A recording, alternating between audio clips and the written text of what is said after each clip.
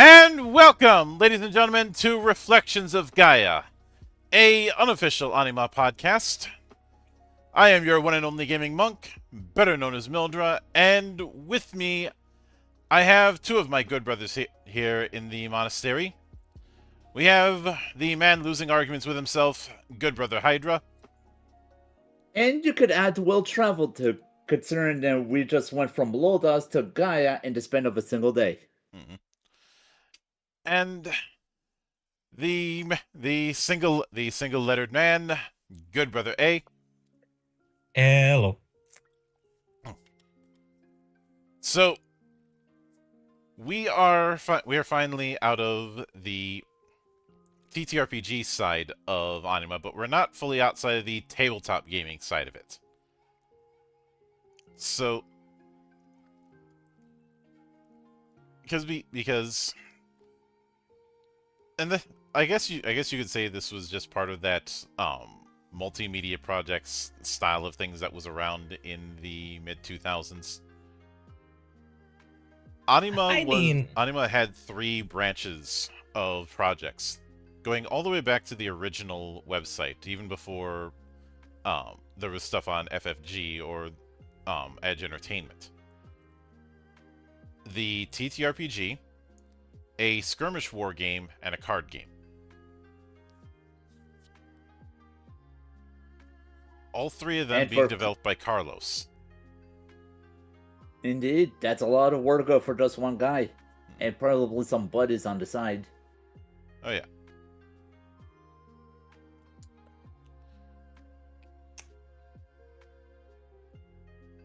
But I mean, this is pretty ambitious, going right off the bat, making three different, like making the tabletop RPG, the skirmish war game that we're about to go over, and then next time the card game. Yep.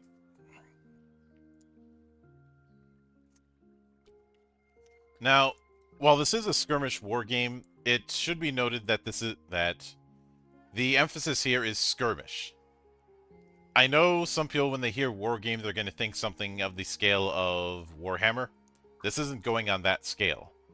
And given what we showed with the history of Gaia, conflicts on that scale is the one thing everyone's trying to avoid.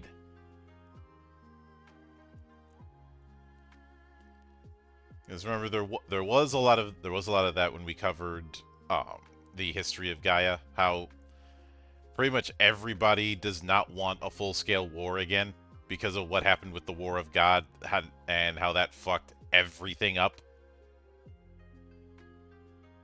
Yeah, we haven't crossed to the point where history rhymes. Mm-hmm. And and because of that, there's been this protracted Cold War ever since.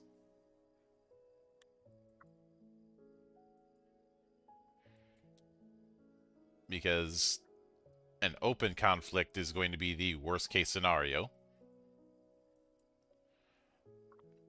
in which nobody wins. Mhm.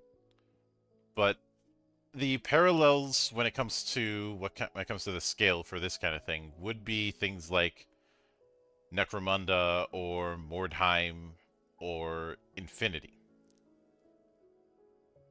Games where it's more about large squads rather than large armies.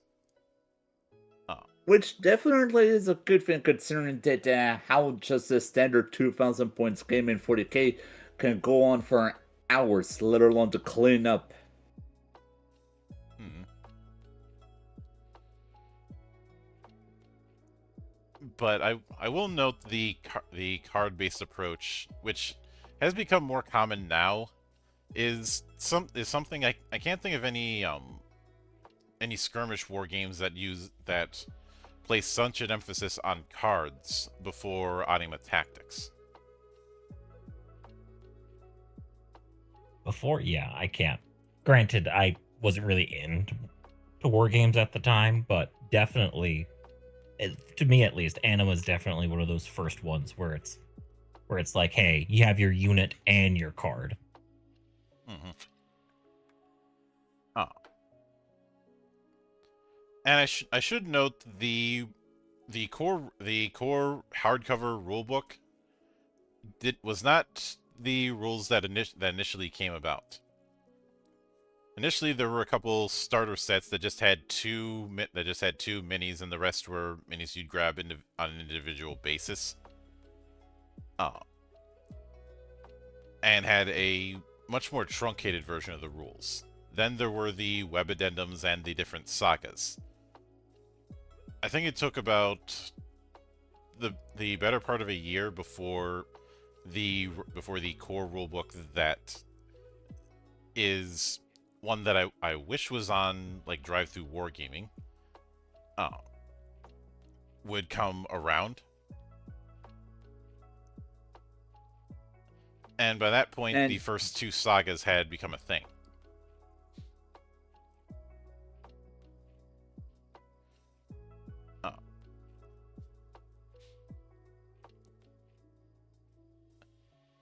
The idea with sagas, I guess you could say they're not far removed from the event-based progression of Legend of the Five Rings or some of the skirmish events that Warhammer tried to do, like the infamous Storm of Chaos event that blew up in their face. Yeah. figuratively and literally. Yeah. Infinity does narratives, like tournament style narrative stuff quite a bit. Mm-hmm. So I think Infinity's design is something that leans into that. And actually, Infinity is probably the closest parallel, not just because of the scale, but also because there's a lot of moving in the shadows elements when it comes to Infinity just as much, where Oh yeah. that sort of large scale warfare is not something any of the factions want to have happen. And Well, technically in the setting before the newest edition, they were full scale war, but they stepped away from that finally. yeah, and in the RPG, you have the premise of the PCs being members of O13. You mean 012? Yeah, O12, which is very much a clandestine organization that is trying to keep things from getting too out of hand. Oh yeah, like 012 is space UN, but it's actually competent. Mm-hmm. I think when I talked about Infinity for an episode of Geek Watch a long time ago, I had brought up the fact that people who were big fans of Mass Effect 1 would fit in naturally with Infinity. Yeah. Two a little too kind of iffy on that front, and three, no, it wouldn't fit. But The bigger part of the skirmish style is, of course, instead of using a big ass dice pool, you just have a couple of D10s, and that's all you're really gonna need. Most of the time, you're only gonna need one of them. And if you already have the TTRPG, you're gonna have D10s aplenty anyways. Which is really nice. We saw this with was it the role-playing game for Infinity, where they went out of their way to choose an engine that uses D20s anyway. Yeah. I know some people hate the 2D20 system for I have no idea how it works. I know how it works. And as far as it is a success-based roll under affair. Okay. The approach is attribute plus skill is the TN. If you roll under that, that's one success. If you roll under just attribute, that's two successes. You can buy additional dice in exchange for giving threat to the GM to make your life interesting.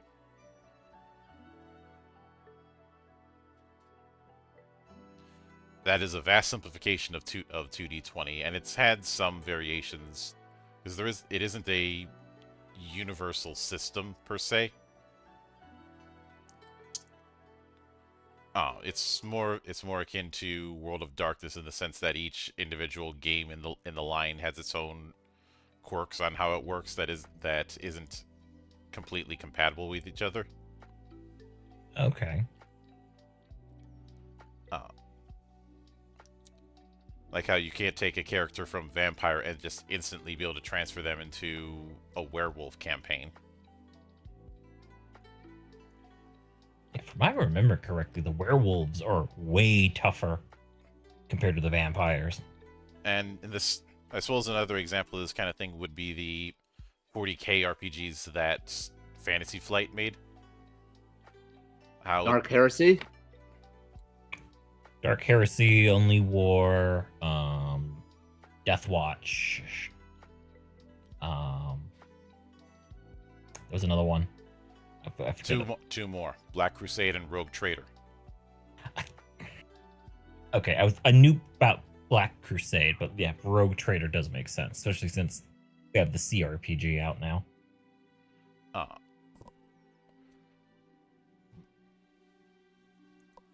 But you know, bringing a character from Dark Heresy and putting them in Rogue Trader was possible, but not easy. As a first tier character in Rogue Trader would be like a fourth tier character in Dark Heresy. And I think Wrath and Glory was an attempt to try and even that playing field. But getting back let's get back on topic. A lot of times things are going to call for either a D10 roll or a D5 roll. In some cases, you might see positive and negative modifiers. If a difficulty check is asked, it is usually just roll a straight D10 and try to get over a set number.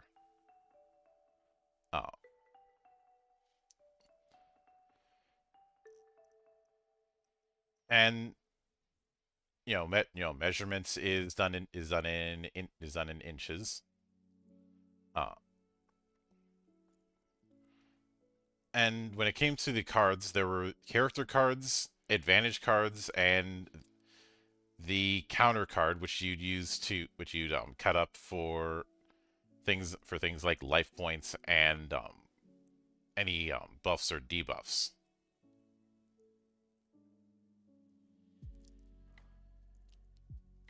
And when it comes to the reason why I titled this episode Faction Warfare is because the factions are already a big deal in the TTRPG. They're an even bigger deal in the wargame. Oh yeah. From what I've skimmed through the book, that is one of the main ways you can make your army. That and then alignment. based parties. Yeah. There are the 3 alignments: light, dark, and unaligned. Though even back in the forum days, it was made explicitly clear that this is not D&D alignments, and we kind of see that with how Ciel and Gaia end up acting. Mm-hmm. Neither of them are good or evil; they just are. But then, of course, there's the factions. The core factions that show up are ones that are going to be familiar to us: the Empire, Wissenschaft, the Church, Samael, and Azur.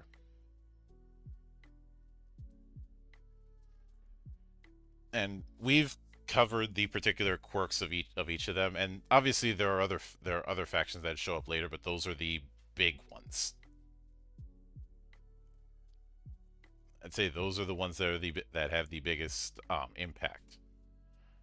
But when it comes to reading out a particular stat card, which later in the there's a distinct design difference between the early stat card design and the later one. There wasn't new information, it was just how the stat cards were presented. Midway through, there was a bit of a, I guess you could say a UI change. But the core stats are, attack, i.e., whether or not you can hit. Damage, how much damage you're doing. Defense, your ability to not get hit. Armor, your damage reduction. Life points, self-explanatory. Resistance, which is essentially a saving throw. And speed, the amount you can move by walking and running. It was always represented by 2 values. Then, of course, the action and recovery setup. Anima, instead of using an economy of action, has an AP system. There's a certain cap of AP, and there's a certain amount of AP you get at the start of each activation. The amount of action points that are spent is based on what you end up having for that character, as well as just the universal ones. But every card had its own list of actions and how much they cost.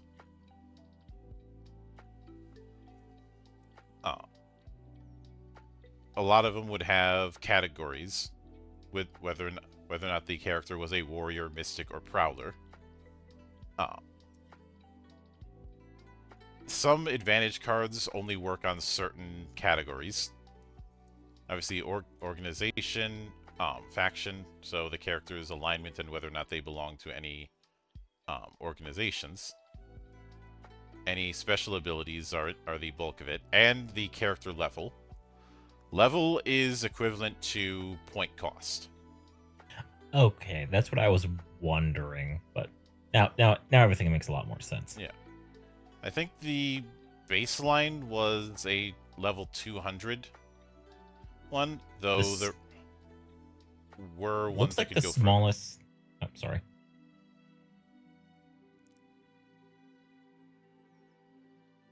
Looks like the smallest they have for group size for points is 100, and it goes up to 600. So you could theoretically get some big battles or have some very strong units on the field. Mm-hmm. And of course, it's important to note that just like in any proper war game, any asset that you're putting into your army is added to that point budget.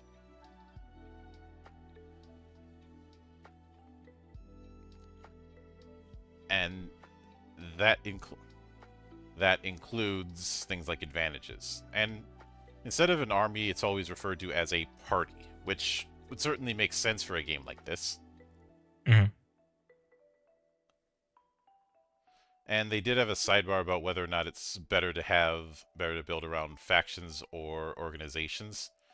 it's really a question of specific or general. Uh, the main rule when it comes to it is combining light and darkness is something you can't do. Because let's be frank, they ain't gonna play along if they're too busy to trolling one another. Mm-hmm. But it's essentially whether or not you pick faction or organization, your party has to match up. But there are 5 different encounter levels, essentially the point budget. And it should be noted that when it comes to advantages, you cannot have more advantage cards than you have characters.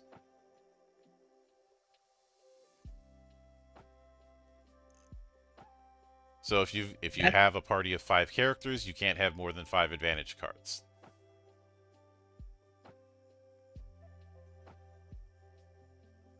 That's a good way to balance some things. Yep. Now some encounter levels do give free points that can be spent specifically on advantages. But outside of that, it's bought with levels like anything else. But the 5 encounter levels are Alpha, which is a level 100 game, with 10 advantage points. These are the quickest ones. Beta, which I'd say beta would be the standard range, is 200 with 20 advantage points. Gamma is 300 and 30 advantage points. Sigma is 450 with 40 advantage points. And Omega is 600 or higher with 60 advantage points or higher. Both Beta, Gamma, and Sigma, and Omega can grant organization advantages. So basically advantages that are exclusive if your entire party is from one organization. This kind of thing, I remember at the time this reminded me of the Tokui Waza in the DBZ card game, which was a special rule you could invoke if your entire deck was composed of one type. Is the best way to put it. It was basically a benefit you got for doubling down on, for lack of a better term, a color. Or rather, a tribe deck, if you would. Now, certain characters are considered leader characters. You don't have to use them, but you can include one for every 250 levels. And as mentioned, advantage points are a thing that can be used. These are always 10% of the total levels in the game and can only be spent on advantage cards.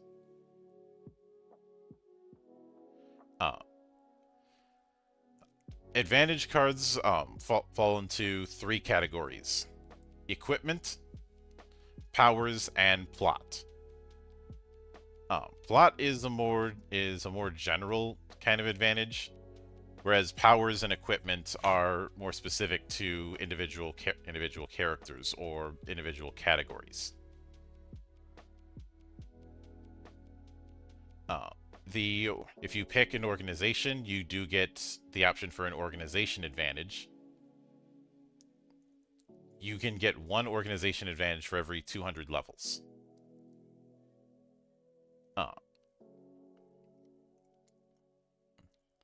And one thing that we'll get into later is that at higher encounter levels, you get a higher Gnosis rating. You get 1 Gnosis point for every 100 levels, and we'll get into what Gnosis does later. There are also certain characters that if you have them in a group, you can get a team benefit. If you form a team, you get an advantage card that allows for it, but you need to have all the characters that it requires for that advantage.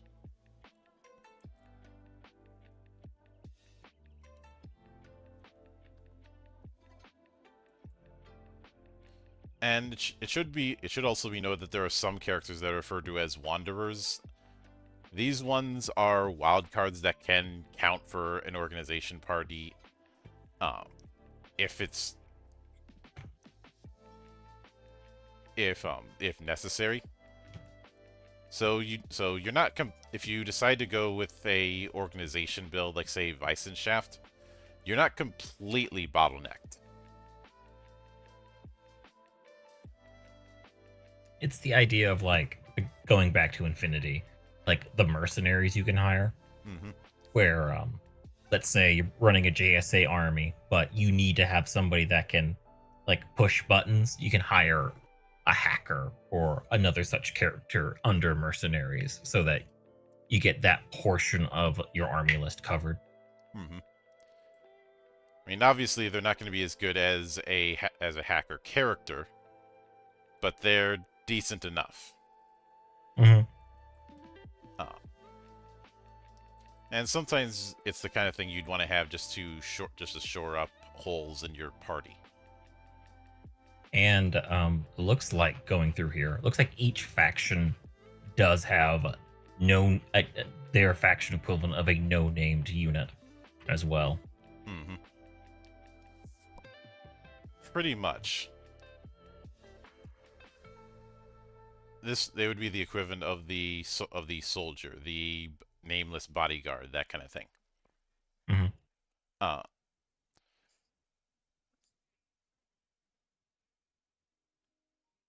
And of course, there are rules if you have more than just 2 players. Though, obviously, when you're dealing with multiple players in a war game, things are going to get a little bit complicated because most war games aren't really built with that in mind. Much like most TCGs are built for 2-player battles, and trying to do 3 or 4 players is going to result in some call it on the fly moments because the game itself wasn't designed for that. But much like with any other war game, you set up the map, you set up the scenario, you deploy the party that you have in mind in a set deployment zone.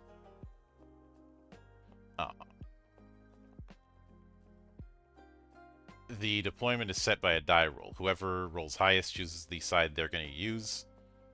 Then another die is rolled to see who deploys first.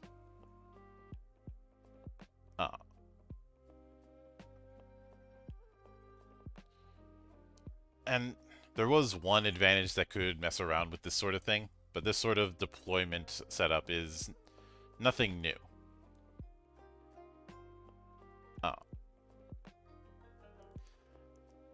It is worth noting that when it comes to building up the action points, on the first turn you get an additional 1. Which is a nice touch. So you don't have to be completely defensive. Especially since that action point setup is for actions and reactions. Okay, that's actually pretty interesting. Yeah, so there's definitely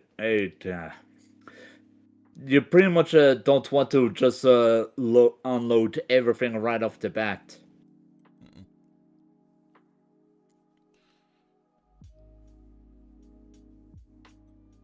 Now there is of course the fact that some characters have advanced deployment, which just means they can deploy further out. And those of you who experienced earlier editions of 40K may be thinking of Usakar E Creed and getting PTSD flashbacks because tactical Yes. genius. I mean, like Creed is in fact a tactical genius. He's the only person that ever beat a greater demon of change. Yeah, but for those of you who don't remember tactical genius, the rule was any unit that he's associated with becomes a scout unit, which led to the meme of Scout Warhound Titans.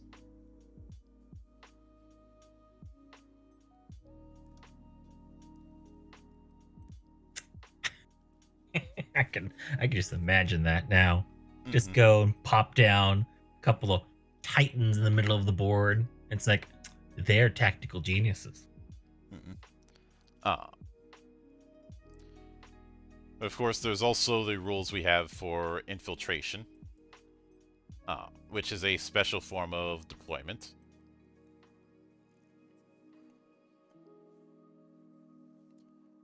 Basically, instead of deploying where they are, you put 3 infiltration markers on the play area to represent possible spots where that character might be.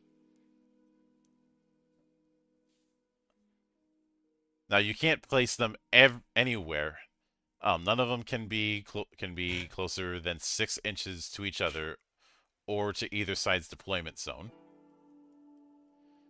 You can have more than one unit with this advantage. If you do so, you don't place 3 infiltration tokens for each character. You can only add 1 additional marker for each additional character.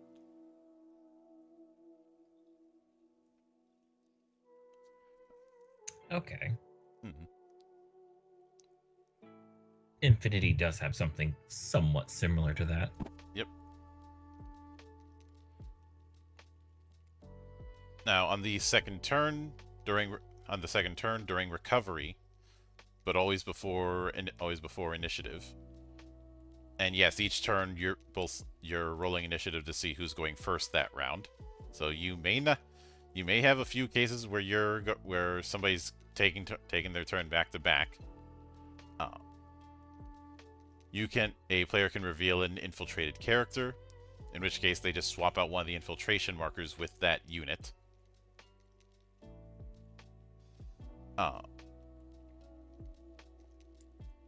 If another character is on top of that marker when it's about to be revealed, the mini can be moved 2 inches. As long as it doesn't come into contact with an enemy unit, so no 3-body collision for you. If you wish to detect, that is using the seek action, which we'll get into the actions later. And if that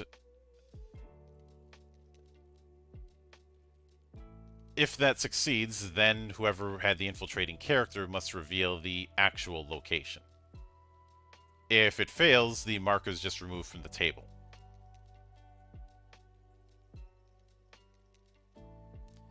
So that is a nice case of fail forward. Mm-hmm. Ironic. There are times though where you actually want to fail a roll rather than succeed. But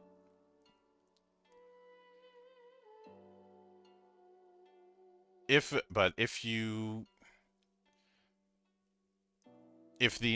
number of infiltrator characters is the same as the number of markers, then you can't do the whole this isn't a possible starting point. At that point they have to be revealed. Which, at that point, yeah, never mind. Mm-hmm. I was thinking of a wrong example.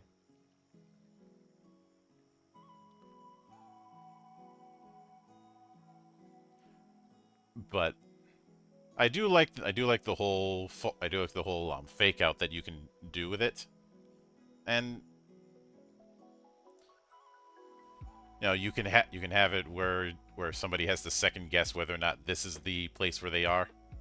Because remember, the diversion that you're avoiding is always the main attack.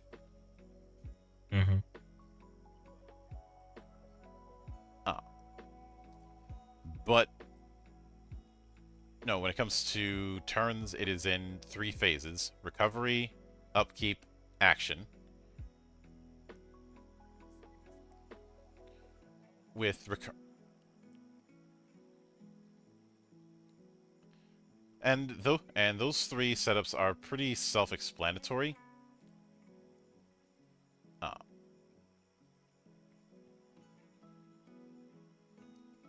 And with the action setup, you don't.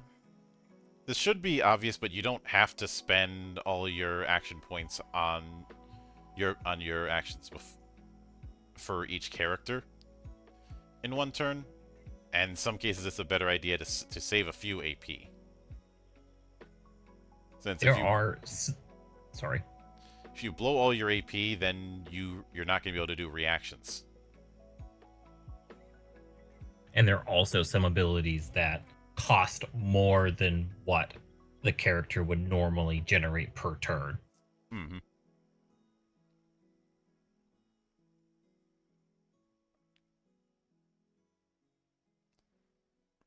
Pretty much.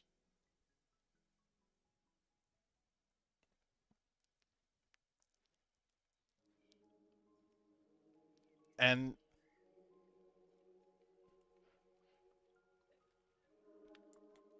of course, line of sight is always going to be important, as well as the recovery part. But there's also the rule of control zone. A control zone is anything within 8 inches of a mini.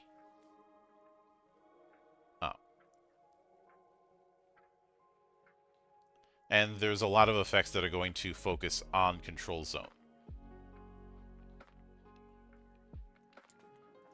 But as mentioned, you do have walk and run as far as movement goes. You also have free movement, where you can move up to 2 inches without spending action points. Which might not seem like much, but I feel like that is a useful thing to have. Indeed, especially when you're trying to save up for either defense or if you're trying to unleash a nuke or something. Oh, more. Though there are some rules with it. If you're doing, say, a charge, you don't get that free movement. You can't do it more than once. And if two want to use it at the same time, whoever's attacking has preference first.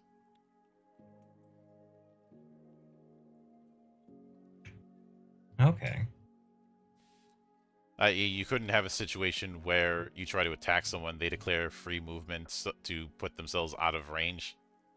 Otherwise, you'd end up with an endless chase. Though, in theory, it would be funny, but in actual practice, it'd be really annoying. Mm-hmm. Well, about as annoying as the shift abusing kobolds in say 4th edition.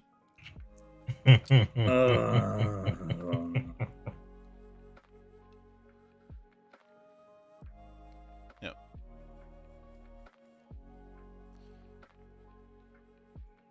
But it's also worth noting that you can do a run and charge. Essentially move your running speed, and while you do get more movement out of that, since it is a charge, it is still a straight line.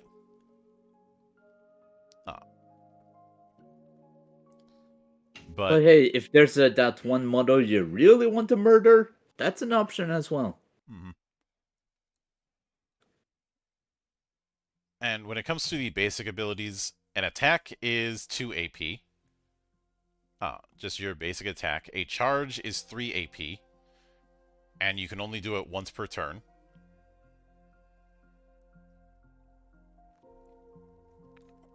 And, of course, the line of charge can't go through impassable scenery.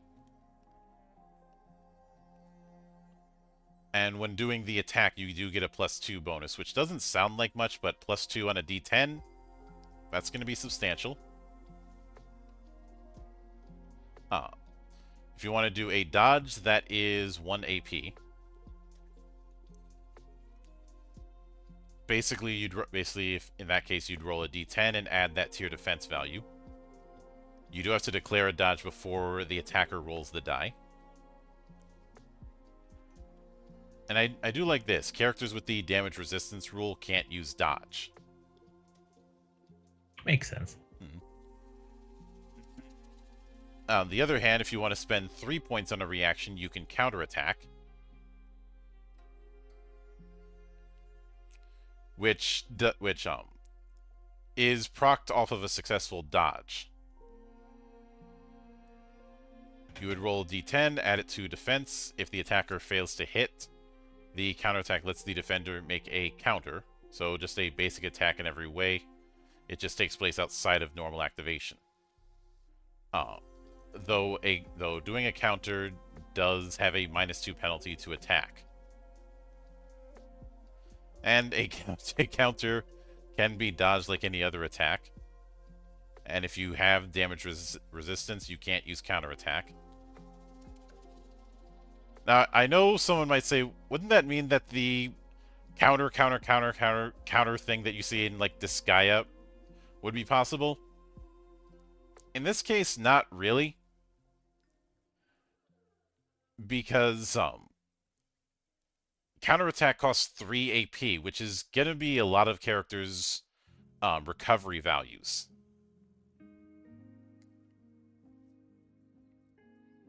Not to mention, dodge is a 1 and counterattack is 3, so that's a total of 4 anyway.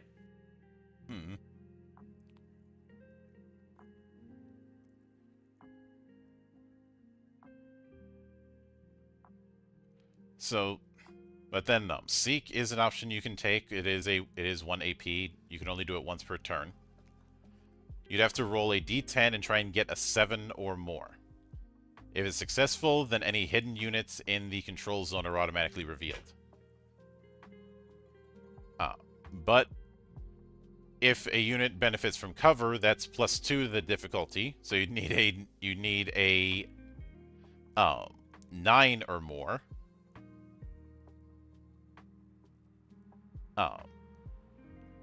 Also, trying to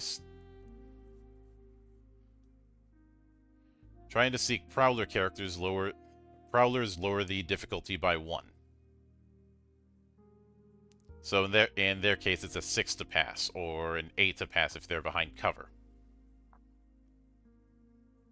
But you only get 1 shot per turn to do it. Walking is 1 AP. That takes the first movement rate. Running is 2 AP, uses the second movement rate. Escape is how you'd get out of melee. It is 1 AP. You'd roll 1d10 and you're trying to get a 6 or more.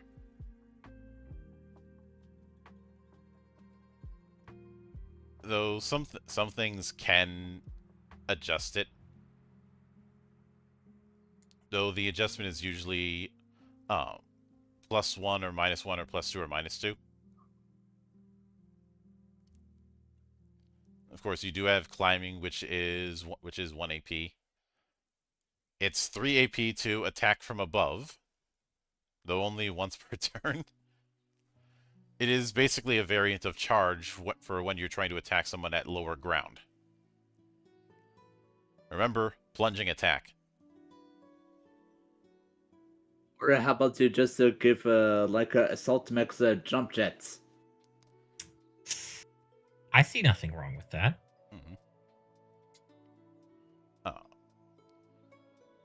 Then 2 AP, you can do a push, which is treated as an attack, but instead of dealing damage, you end up moving them equal to the amount of damage that they would have taken. Which can be useful considering if you're trying to push somebody off a higher ground.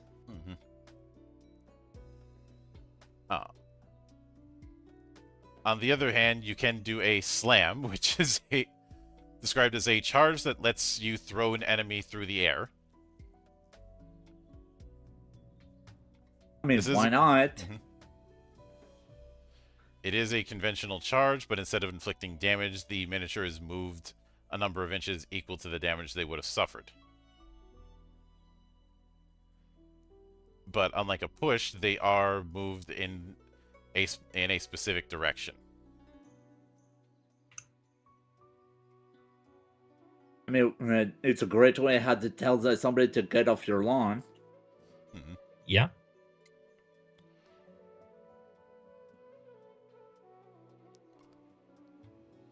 But there are a few special rules. Oh, some rules are just adding or subtracting to some of these stats. With distance attacks, it's the maximum range. With throw, it does conventional damage, and the target is moved as if it was a push or a slam. However, unlike a normal push or slam, armor is taken into account.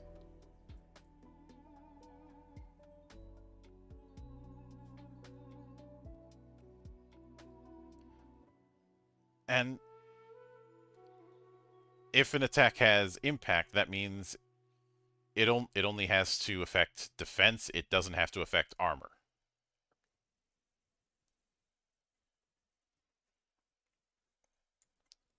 And of course, there's now resistance rules. I already covered that. It's basically checking the resistance and seeing if you match it. You'd roll a die, add your resistance value to the result. If it's greater than the difficulty of the ability, then you're not affected.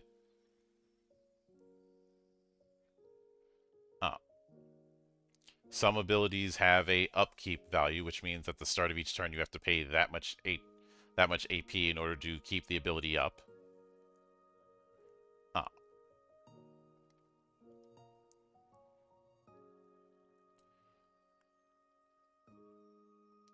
And there are a few other things. I should note a roll of a 10 is going to be treated as a critical when it comes to attacks, and critical mastery is going to make that a 9 or 10.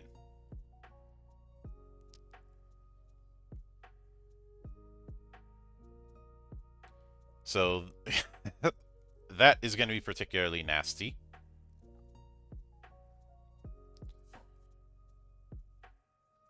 And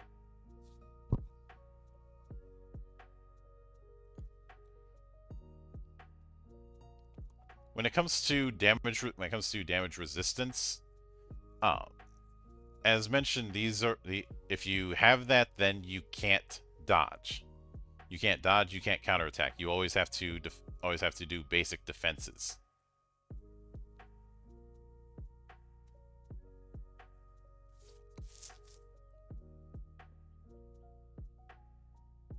But if you do roll a natural 10, as mentioned, that is a critical hit. That means the attack is automatically successful.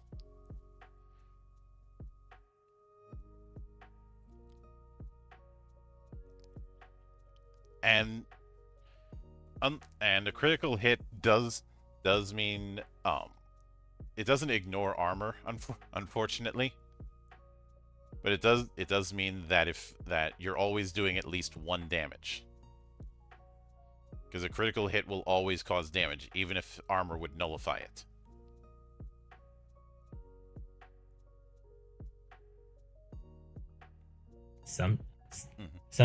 Sometimes all you need to do is just 1 or 2 hit points at a time. Yep. Now, if you roll a 10 on a dodge roll, you can counterattack. You can counterattack regardless.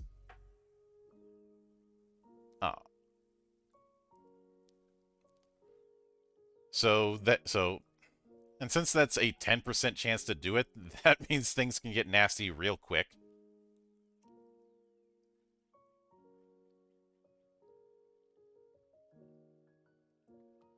And of course, there are AoE effects, which if you're hidden, you can't be targeted by it because you may not even be there.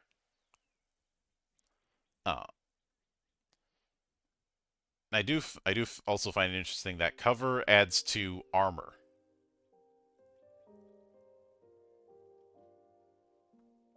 That is interesting. You would think it would affect your the ability to get hit. Well, it does as well, actually.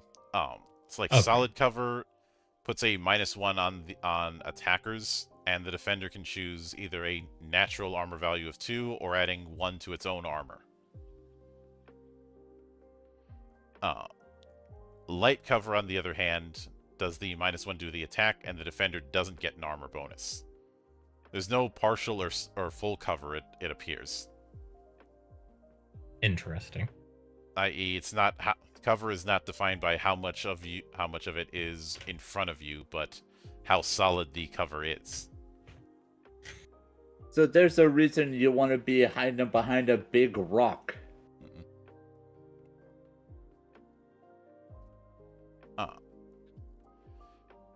And when it comes to ranged attacks, you can fire into a melee skirmish. But if you roll a 1 or 2 on the attack roll, you end up hitting a friendly. Nothing like friendly fire. Mm-hmm. Now, is that on the dice, or if the result is a 1 or 2? On the dice. Like, okay.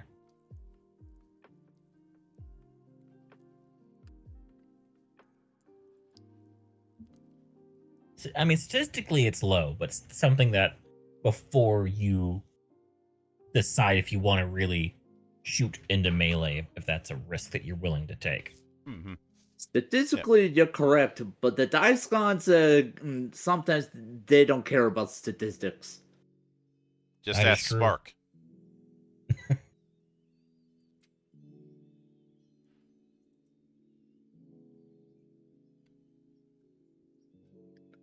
But then you have Gnosis, which I hinted at earlier, and we've talked about the effects of Gnosis in so far as the TTRPG.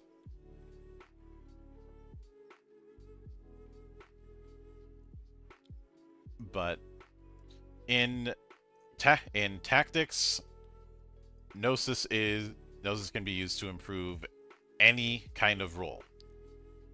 If it's spent, you add 1 extra die and you choose the better result.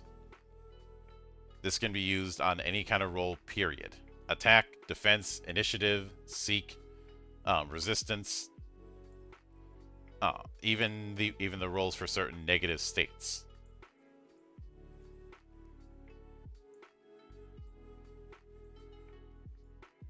And That's actually pretty interesting. Yep. If something already adds an additional die, like charges, and you spend a Gnosis point, you'd instead roll 3 dice. That That can actually escalate sounds- quickly. Mm-hmm. And keep in Well, mind, this is- at higher tiers, both parties have more Gnosis points to spend, and you get them back the same way you get AP back. So there's a reason why you pretty much do want to spend some every turn, depending on on the scale of the game you're playing. Mm-hmm. So it's not like they stack. You can't hoard them.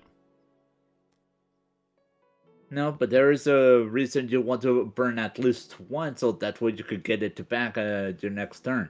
Mm-hmm. Now, when it comes to states, which is basically buffs and debuffs, a lot of these are going to be familiar. Like haste, you would think that that improves initiative. No, in this case, it just gives you an extra AP.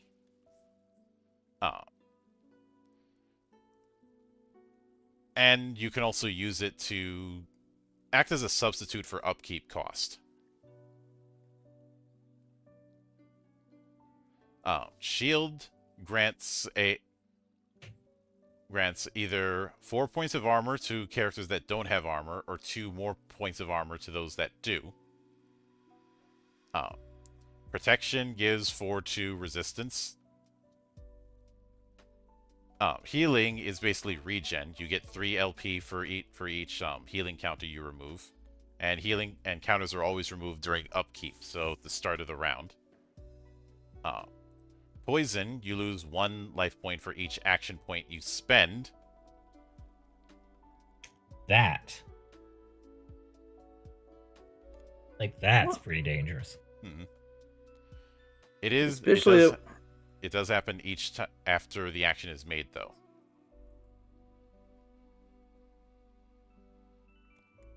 You were saying, Hydra? no, go on ahead. Like, I'm actually kind of interested. Most people don't even. Yeah, poison is just some minor damage. 1 per to the action point. That's like, that could add up fast. Mm-hmm. See, blind. You suffer -3 to attack, and you can't do the seek action. Doom. Doom is one of the nastiest ones. When you remove a Doom counter, you roll a die. If the die result is 7 or more, then the character is removed from the game. Oh, it's just straight up save or die. Yep. Devastating critical, anyone? Mm-hmm. I can't imagine there's a lot of characters in the game that can put Doom on another one, and like to put that Doom stack on, like it has to be like pretty hard to do or expensive to do. Mm-hmm. Yeah, it is a bit odd that this is the one case where you'd want to roll low. I wonder if they intend for the caster player to roll instead of the cast to pawn. No, it outright says when a player removes a Doom counter during the upkeep phase, he rolls a die. Huh. Weird.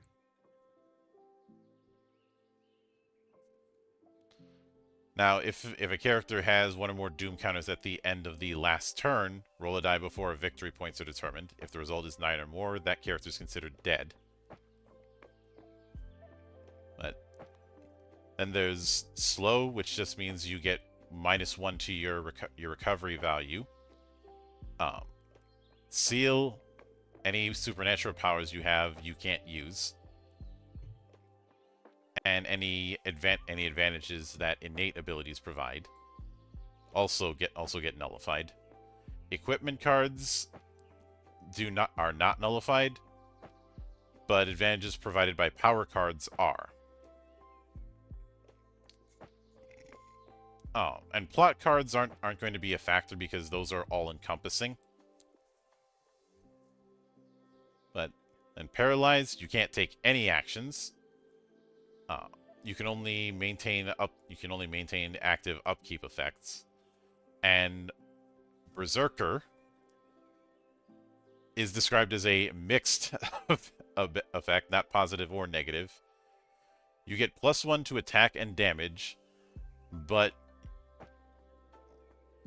you can only do charge and attack actions.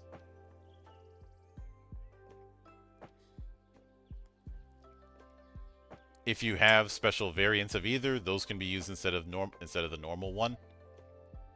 You can only charge to the closest enemy unit, even if it's out of range. You have to do the charge. If you don't have enough actions to charge and you're not engaged in hand-to-hand combat, you don't do anything, and you can't do ranged attacks.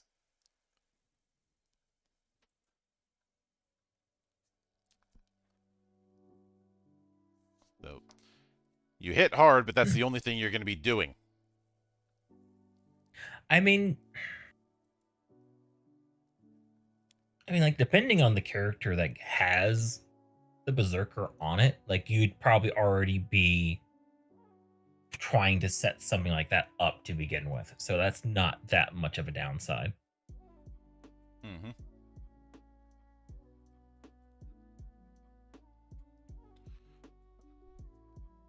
But when it comes to advantage cards, as I mentioned, they fall into things like powers and equipment, which are things you're going to be attaching to specific characters. Plot cards are going to be more all-encompassing. They can be played at any time unless the text says it can't. You can only have one plot card of a specific type unless the text says otherwise. So no having 3 copies of the same plot. Theme cards are a subtype of plot cards that provide advantages to certain characters, but obviously you need the whole team in order to use it.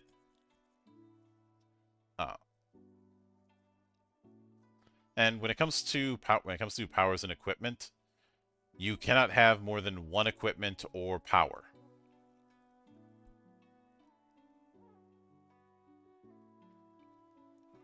Which I like that, since you don't have it overcomplicated with a bunch of units that have special equipment, like stacking on each other, which can be an issue. Yeah, skimming through the powers and the equipment in the book while I'm sitting here, some of the equipment is pretty powerful. Mm-hmm. And it also is going to add up to the eat into the level budget. Mm-hmm. But one of the things that was added in during Saga 2 that wasn't in the original rulebook pamphlet was summoning.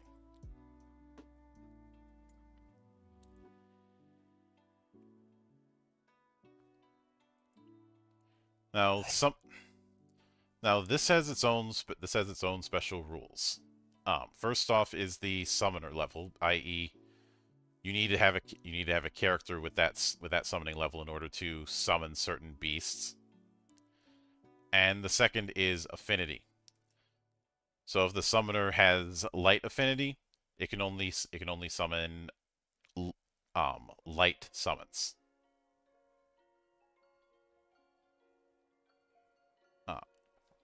Makes sense. Mm-hmm. Also, a summoned being in a part is still part of the party and thus part of the point budget.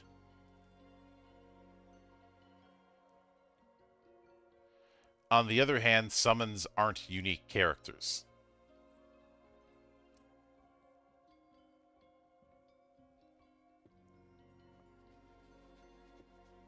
I.e., so theoretically, yeah, I think you were about to say it.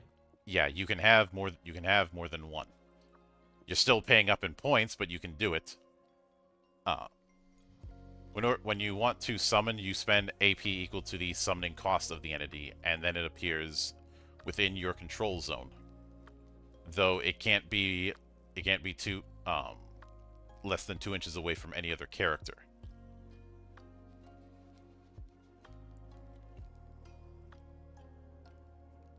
And once they're summoned, they can act like normal characters. So because of that, there are some special characteristics. First is the cost to summon, the AP cost. The cost in level to include it in the party. The Atman is a kind of level for the creature that's used to determine if it's affected by special abilities. And they say a 50 Atman being would be equivalent of a level 50 character for that sort of thing. Bind is the number of bind points that it appears with when summoned. I'll get to bind in a bit. Stability is the difficulty of the stability check to see whether or not a creature stays when it runs out of bind points. Shock is a value that is added or subtracted to the shock check the summoner must take if one of its summoned being dies. Affinity, same as with characters, and restrictions. What factions can't summon it. Like who it can work with and who it can't. But when a summon is called up, it has a set of bind points. At the start of every upkeep phase, it loses one of them. when it starts the upkeep phase without bind points, it may disappear. If the creature's outside the summoner's control zone, it will not be able to come back and is removed from play. If inside, the summoner can temporarily bind it again using a stability check. The player rolls a die and has to overcome the stability value of the summoned being. If it's successful, it can stay in play for another turn. Otherwise, it's immediately removed from play. So, summons can be powerful, but they are not a replacement for characters. Like they're they're another tool in the tool chest, but you shouldn't make an army relying on them. Mm-hmm. Especially since when a summon being dies, it ends up affecting the summoner. The controlling player must make a shock check for the summoner. You roll a die, add or subtract the shock value of the summoned creature. If the result is positive, you lose that much LP. Ooh. And your armor is not factored into that. Makes sense. Now, if you roll low enough and the total goes into the negatives, then nothing happens.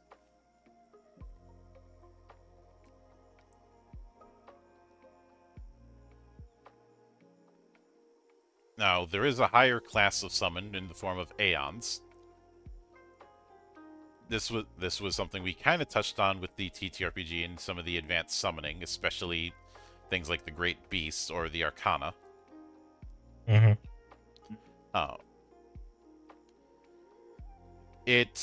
An Aeon works like summoning, but counts as two beings when it comes to summoning levels.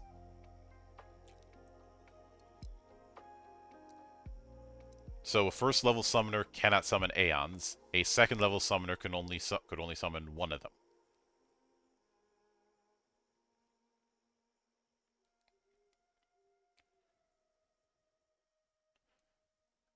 And they do have a few things on interacting with scenery and the like, including crashes and horizontal leaps, and then the different scenarios. Now, if you don't know which scenario to go with, you can do a random roll. So the scenarios that are available are nodes, where you're trying to control power points strewn across the field. Pretty standard for most war games. Mm-hmm. Yeah, if you're on a node, then that player gets a power point.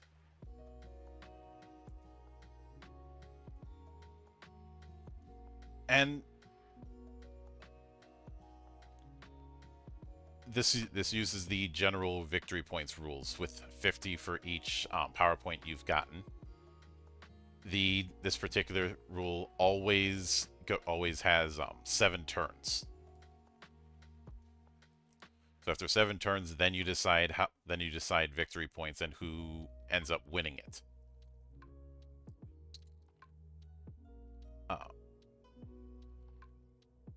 The ambush approach is basically the protect the VIP kind of mode.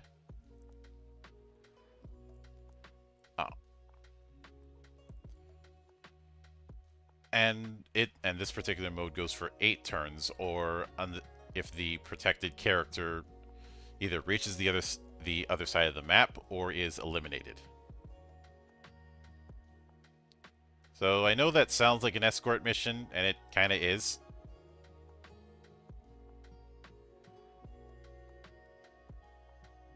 But then the Clash, this is the free-for-all approach. Both sides are just trying to take each other out in 7 turns or less. I do like that there is a hard turn limit for these modes. Indeed, it definitely keeps the game short. Mm-hmm. Look, I've been in some of those apocalypse games for 40K, and some of them can. I feel like I could have a birthday in the time it takes.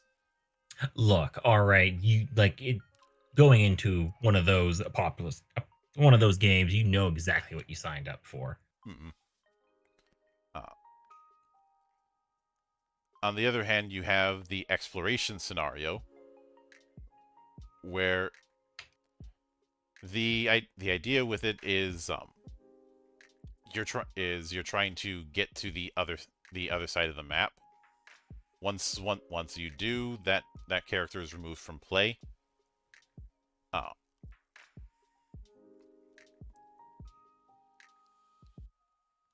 So it is basically a race to try and get to the other side, and I almost want to say that that exploration is akin to football. All Yeah, right, chat, take a yeah. shot.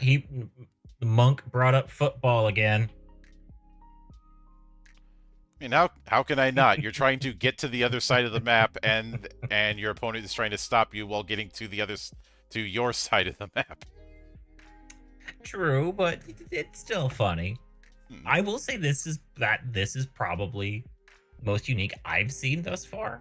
Mm-hmm. It's simple, it's simple on paper, but I can definitely see see the strategy being, okay, what units can I afford to leave behind to keep the enemy from getting to my side of the board. And Heaven forbid, what would happen if we got a sneak as well who could pretty much just go to the other side without being detected? exploration is one that I think would not be a good idea for lower level encounters. Especially since most of the characters, you may only get one or two. Mm-hmm.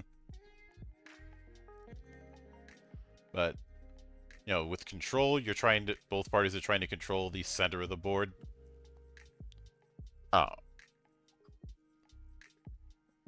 Which, for each character that's within 8 inches of the middle point, they get a power point.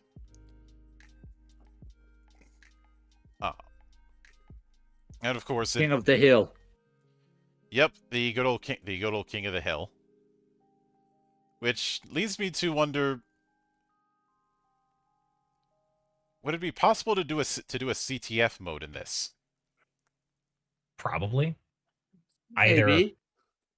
Either have it be in the middle of the map and you gotta take it to your side, or you have to pick up the other team's flag while protecting your flag and run it down the side, down to your side. Mm-hmm. Granted, I can also imagine that being a very long game, which is probably why it isn't here, because a lot of the modes that we see end in 7 or 8 turns. Mm-hmm. But at the end of that turn threshold, victory points are established. Each character is worth a number of victory points equal to their level if they've been removed from the game. And summons can count towards victory points, though they have certain rules. If a summon being hasn't suffered any damage or is above half its starting life points, then the victory points that it grants is based on whether or not the summoner survived. If the summoner isn't eliminated, the damage it got was irrelevant. The summon's not worth any points. If the summoner is eliminated, the summoned being is worth half its cost in victory points.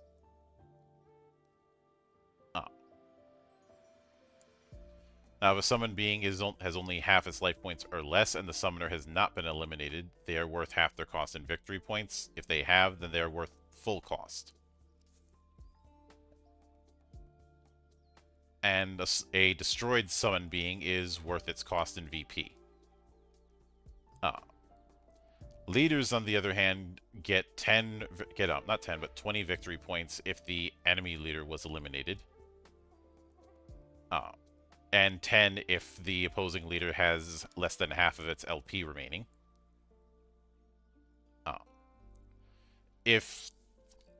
if cards would add to a character's level, they are not factored with victory points.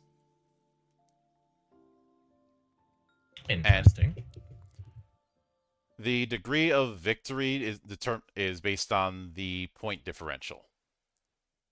So if the difference is 25 points or less, that's considered a tie. If it's 30 to 50 points, a partial victory. If it's 55 to 150 points, a clear victory. If it's 155 points or more, annihilation. Which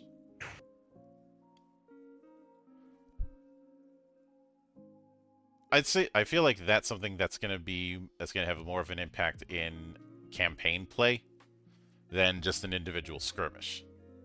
Yeah. It is weird that up to 25 point differential is considered a tie. Mm-hmm.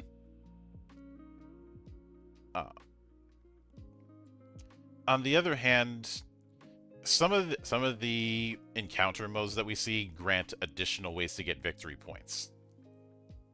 So that's also something to consider. Like for nodes, for every PowerPoint that you've gotten, and remember you get 1 PowerPoint for each time you have a character that controls a node. That's 50 victory points right there. So I think the reason that it's put there is because if the difference was 0, that would be far too situational, I think. Yeah. So I think that's the reason why you have this 25-point minimum.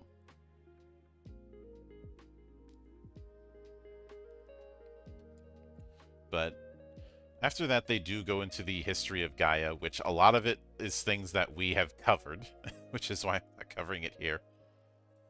And then a short list of the advantage cards, which again are separated into equipment, powers, and plots. An example of equipment would be, say, elemental weapon. Can only be used on warrior types, adds 5 to their level, and gives the character +1 damage.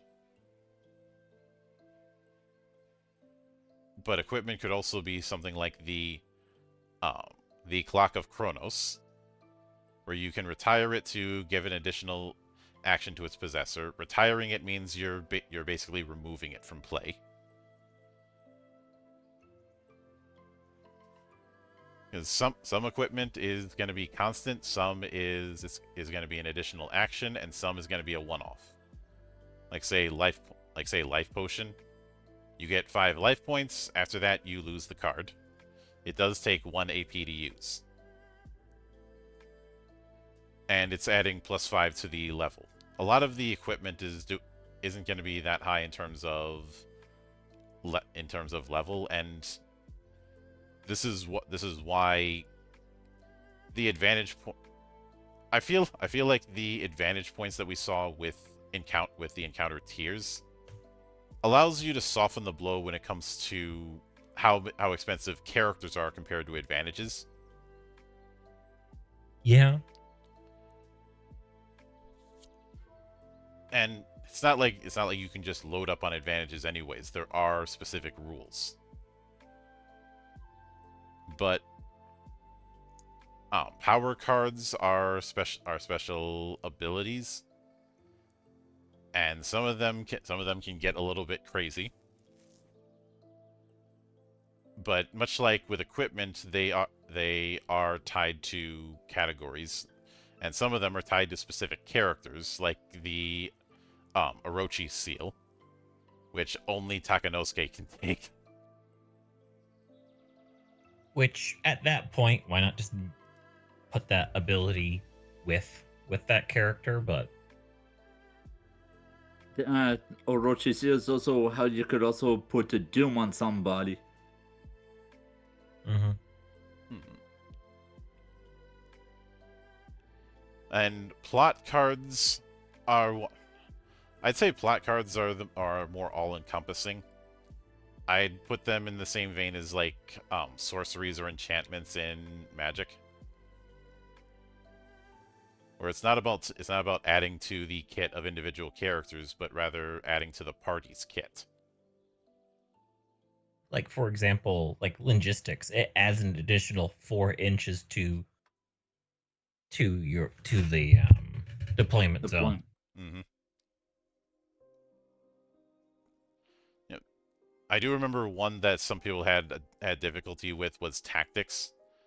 At the end of the deployment phase, you can redeploy 3 units. If 2 or more players use the tactics plot card, each user rolls a die. The highest roll determines who redeploys first. Retire after use.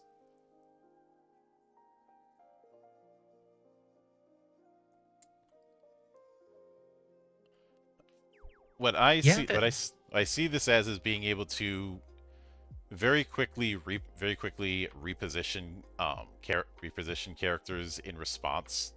Because remember, you're taking turns deploying units.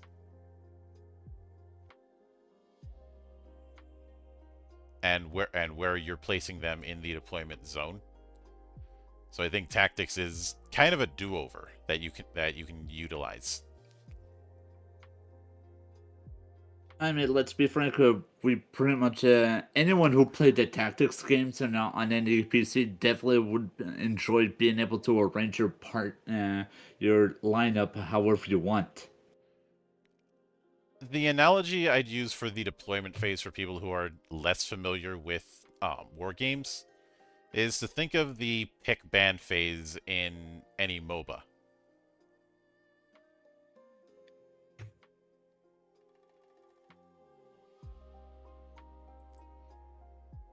yeah, I Yeah. can kind of see that. Mm-hmm.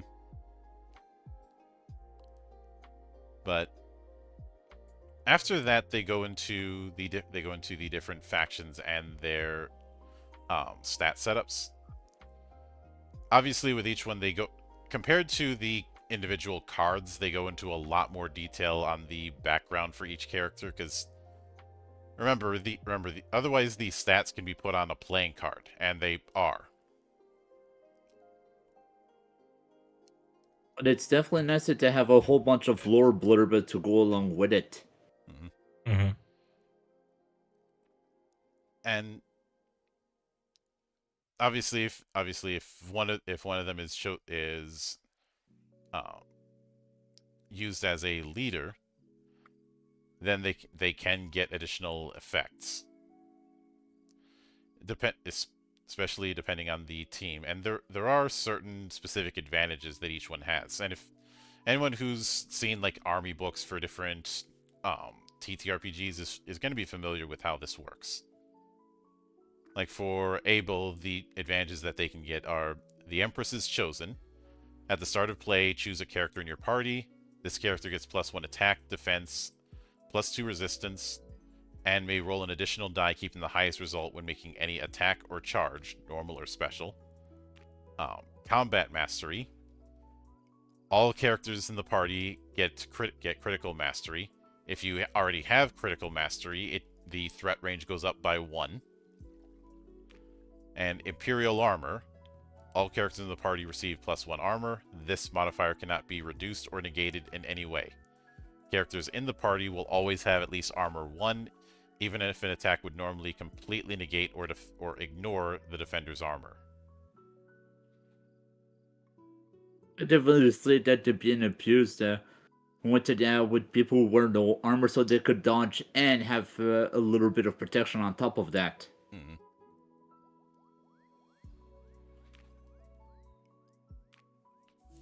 But then after that, we have a pretty strong selection for the different entries, and at the back end of each faction, we have what would be their more generic soldier. And while I say generic, there's quite a degree of customization you can do with them, if you're willing to spend the levels to do so.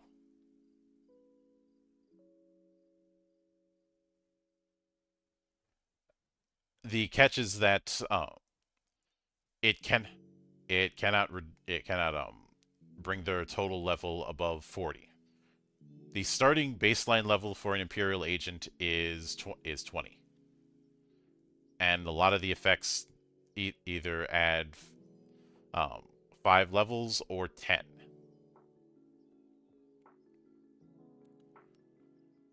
In addition to that, the reason why you would have an agent is you can have multiple ones. For every 150 levels an Empire party has, you can have one agent.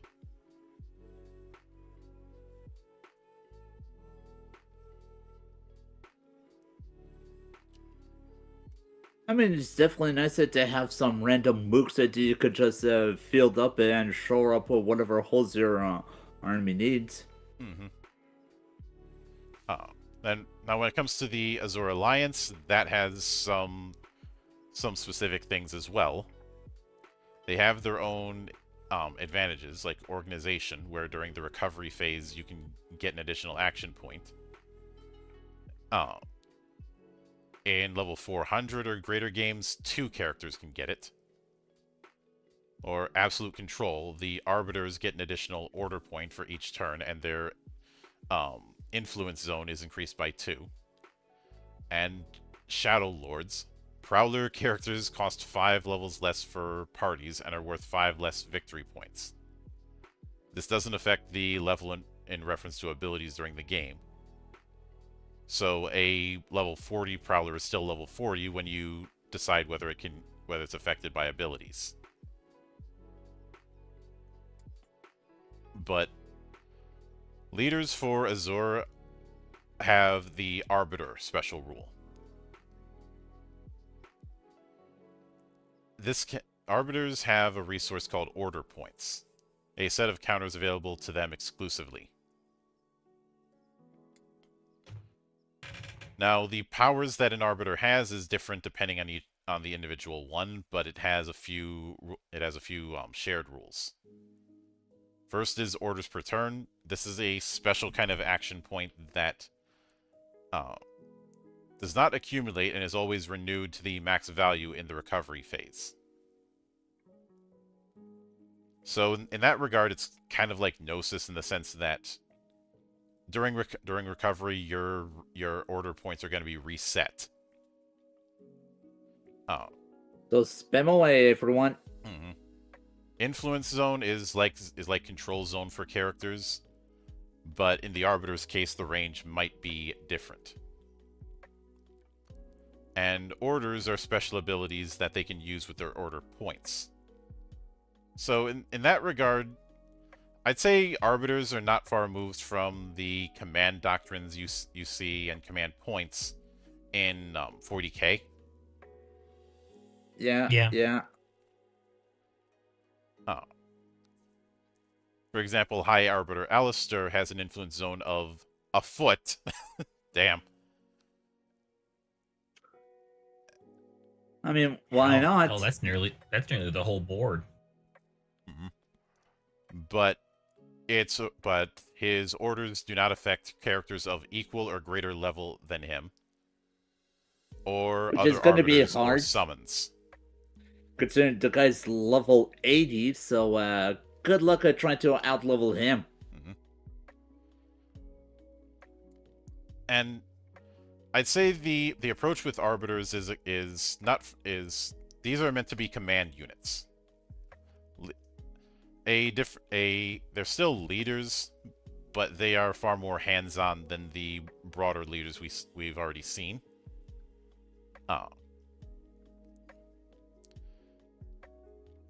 And I suppose another way to approach it is that they are the embodiments of the warlord archetype.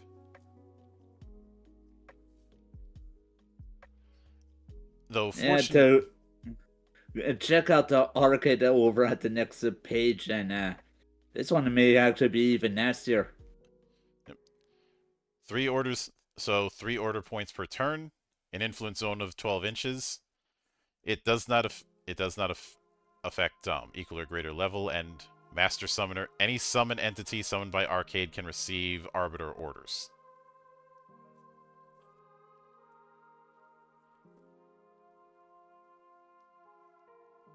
So definitely a lot of battlefield controller with this with just these two leaders alone. Yeah, I mean, Motum is 1 point and lets them move a friendly unit to 2 inches. This does not count as movement. Presidium is 2 points and lets a friendly unit make a free dodge. Ophigus lets a friendly unit make a free hand-to-hand attack. And Kamuto lets 2 friendly units within the influence zone exchange their positions, even if one of those units is already in hand-to-hand combat. That's a lot of shenanigans you can unleash with that. Mm-hmm. And I do love the polearm. Yep.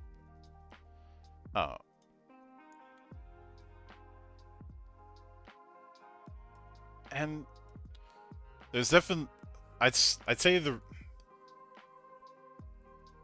the Empire feels like a jack of all trades kind of army.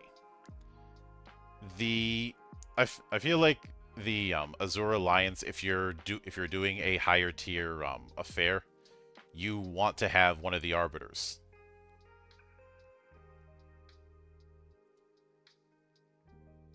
And the Azure Agent has the same kind of rule that we saw with the Imperial Agent, though it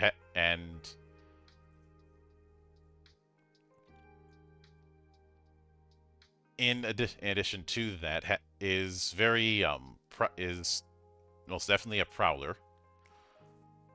Mm-hmm. So he's definitely a sneaky boy. Mm-hmm. And I know it'd be tempting to field all Prowlers for an Azure faction. I feel like that's not the approach that is advised. No, you definitely would want some beefy bodies in there. Mm-hmm.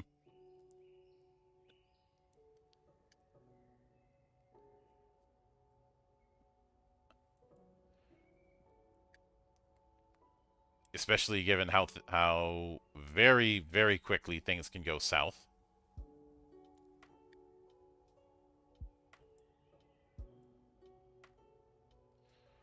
But then we have the church.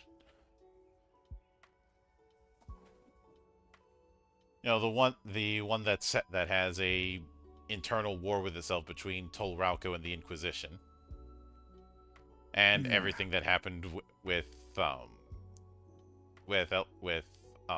Alhazred. No one expects the Gaian Inquisition. Mm-hmm.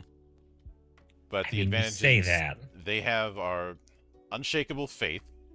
At the beginning of the game, place a faith counter on each character in the party.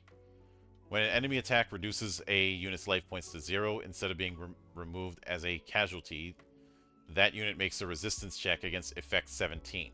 If they pass, remove the faith counter and allow the unit to stay in play with 1 life point. This advantage only works when a enemy unit directly causes the damage suffered by the unit.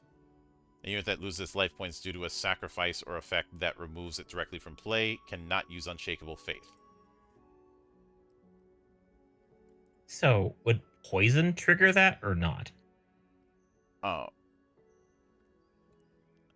would say yes. Poison would trigger it. Doom wouldn't. I don't think would. Makes sense. And if you're doing some sort of cast from HP effect that brings your life points to 0, that wouldn't affect it either. And then Exterminators, at the start of the game, choose either Light, Dark, or Mystic. Characters in your party get +2 damage whenever they make any kind of attack against that type. Favorite enemy. How nice. Though this kind of favorite enemy doesn't bug me as much because you could pick Light or Dark and be right 1/3 of the time. It depends. If you made your army solely around the what you call it, the Dark faction? type. the attunement. Mm-hmm. That probably affect it more. But if you're up against somebody that you making an army based upon the faction, that wouldn't matter as much. Mhm. It's the fact that there's only that instead of a dozen or so monster types with, say, Ranger's favorite enemy, or a dozen or so types with favored terrain, there's only 3 options there. So you have a better chance of it actually being effective. But the third advantage they have is divine mediation. You can re-roll 1 roll of your choice each turn. In games that are 400 or higher, you can re-roll 2 per turn. So basically, you get a free Gaia point, or Gnosis point. Mm-hmm. That is useful, and especially considering how clicky-clocky this game can be. Yep. Then, it's King Douche Romeo. Romeo, where are thy shithead, Romeo? But he has his own rules when it comes to a miracle token that he can use, which gives him additional effects. But it requires him to use his prey action, and if he does that, he has to give up 2 life points. So there's that self-damaging effect that we mentioned. Mm-hmm.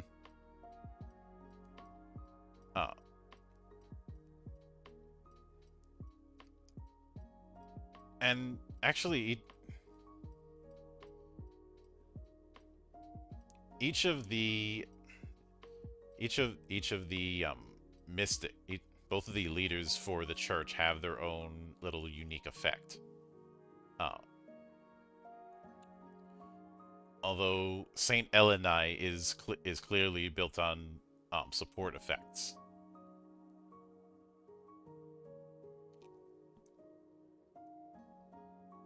Indeed. Then again, you don't bring Saint Elenai in to be a beat stick. Considering she doesn't have a body? Oops, sorry, was that a spoiler? No. Not really. Oh, okay, I'm good. But there is definitely a theme of sacrifice with them, which is probably why Unshakable Faith had that caveat. Because, say, Door to the Beyond is a case of that kind of effect. Where if a friendly unit's LP drops to 0 within Elenai's control zone, she can recover it before a character is retired. If she chooses to do so, she rolls a die and loses that amount of LP. This damage is considered a sacrifice. If she survives, the unit is not retired from the game, recovering as many LP as she lost. The recovered unit should be placed with 1 action point within 6 inches of her.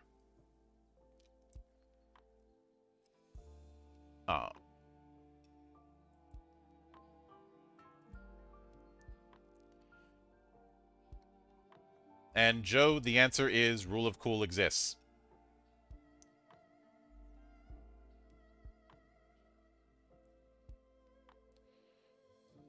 But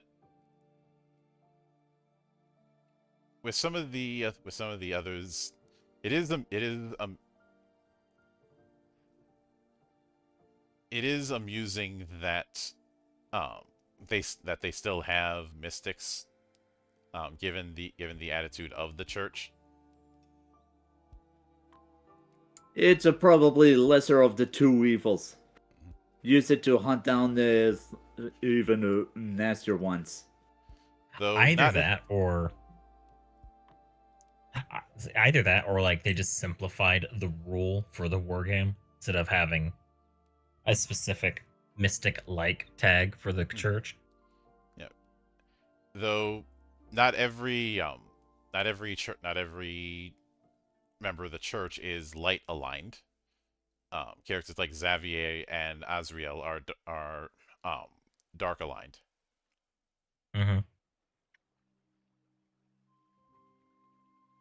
And of course, we got our customizable Mook at the end. who has the appearance of the Inquisitor that was used as a puppet for Unknown.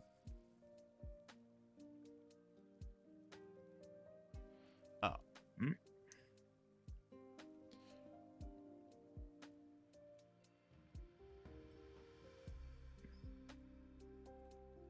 But one of the interesting things with the Church Agent is that there's two packages that you can go with, either the Inquisitor package or the Saint package. But you do cut yourself off from the other if you choose one. And apparently the agent actually has access to healing. Mm-mm. But then there is Samael, which is the faction that represents the supernatural creatures of Gaia.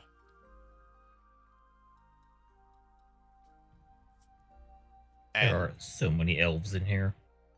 yeah, there's a lot of that, though the different races don't completely get along.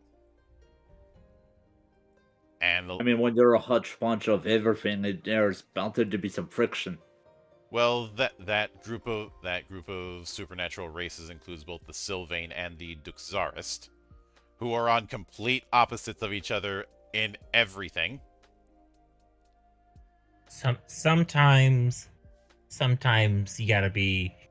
Sometimes you gotta work with your your polar opposite. No matter how much you'd love to just murder them. But their advantages are supernatural mastery. The maximum distance of the party's ranged attacks is increased by 4 inches. Mystics increase their control zone by 2 inches when it's referenced by one of their magical abilities. Innate Mystics. Mystic characters cost 5 less levels. This doesn't change their level in reference to effects. And Existential Link. All summons brought into play by the party appear with 1 additional bind point.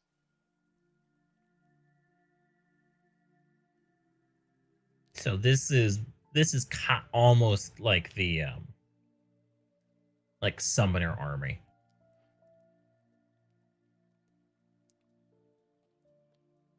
Pretty much. Especially given some of the leaders.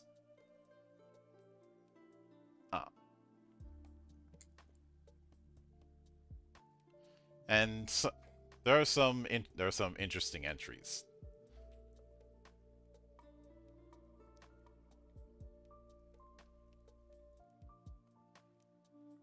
Include and let's but there is a lot of mystic leaning. Shinigami Ale is one of those cases of inflicting doom, since one of her effects, Death Scythe, in addition to being a +2 attack, so an attack of 7 for her, she does it. If it causes any damage, the target suffers level 1 doom. Now, I should note, when states are referred to with levels in this, that is effectively the duration, i.e. you'd put that many counters on that unit. But just having 1 doom counter can be nasty. Yeah, especially since all it takes is one bad roll and that unit ceases to exist. Mm-hmm. And in a game with small party sizes like this, especially if you're doing, say, a 200-point game, Mm-hmm. or even just a 100-point game, losing 1 unit is gonna be nasty. She is worth like 50 levels, though. Mm-mm. Indeed. Therefore, may be worth it for the higher scales, but during just like the basic 100, too much of an investment. I mean, you say that, but being able to just nope a unit from existence is very nice. Oh yeah. But Mm. then we have the nerds, Weissenschaft, which have their own advantages as well as everyone else. First being the process. After the upkeep phase, Place a positive state counter, either shield, healing, protection, haste, or berserker, on any 2 characters of the party. Each one can receive a different state. That is, in the same turn, a character can receive shield and another healing. Both counters cannot be placed in the same unit. Different characters can be chosen each turn. If only one unit can be the target of this advantage, the second counter is lost. This process cannot be used on gears or a unit that is hidden during upkeep. So they get a free reserve of buffs. That's always nice. And Lost Logia. You may double the number of advantage points and advantage cards that would normally be available to you for the game level and the characters in your party. For example, in a Gamma class game, which is 300 levels and with a 6-character party, you could normally have up to 30 advantage points and 6 advantage cards. Lost Logia enables you to instead have 60 and 12 respectively. So they bust open the armory. Nice. And the Gear Project. All gears cost 5 levels less for the party and are worth 5 less for victory points.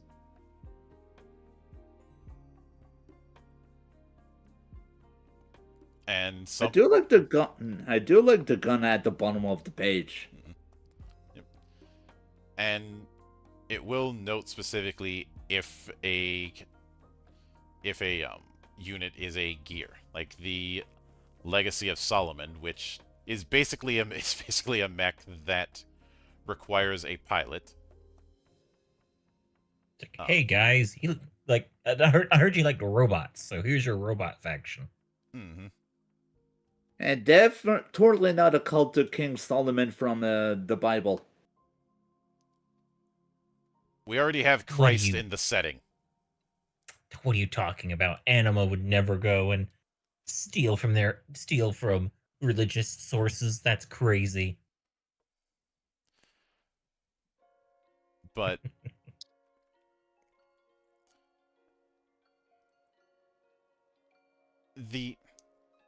with the pilot approach, it has the rule unique pilot.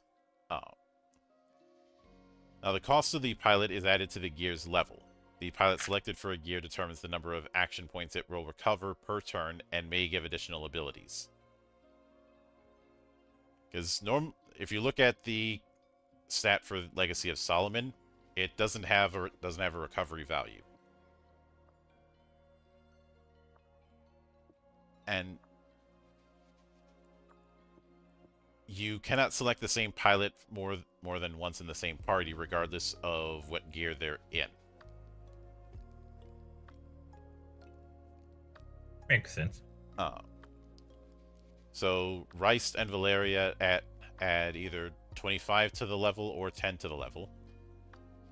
For Reist, if you pick him as a pilot, you do get the initiative innate ability.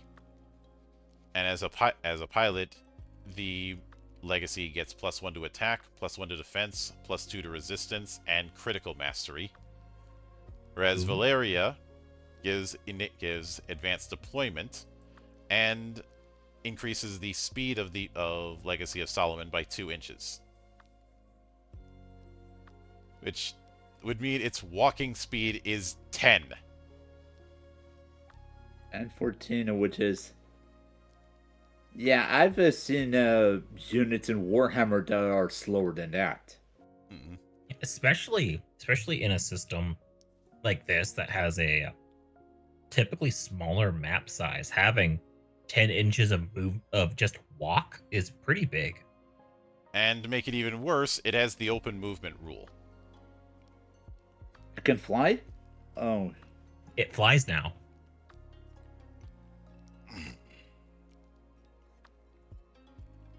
This one is going to be kind new for days.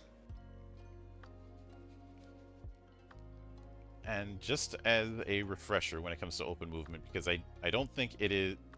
I do not think open movement is flight. What it does mean is that he ignores terrain penalties, though he can't pass impassable scenery. Makes sense. if it has a character with flight, can.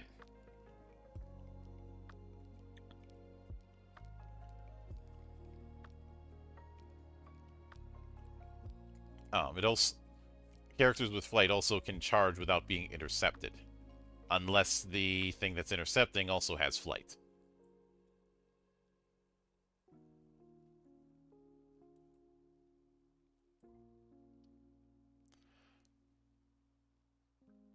But at the same time, Goetia has three separate potential pilots: Valeria, Frederick, and Edgard. Edgard doesn't add to the total level, but it has a recharge of 2. Meaning you're only getting 2 AP back instead of the regular amount. Which is 3. Goetia does have flight. Indeed, he does.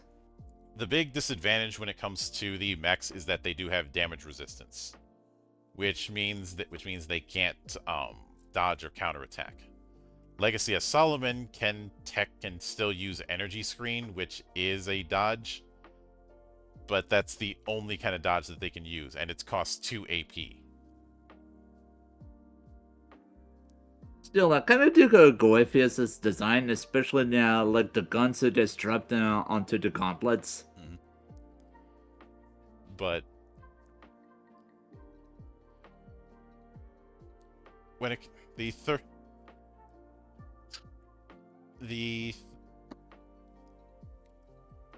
theme when it comes to the gears, which are basically mechs, is they are very powerful and very expensive.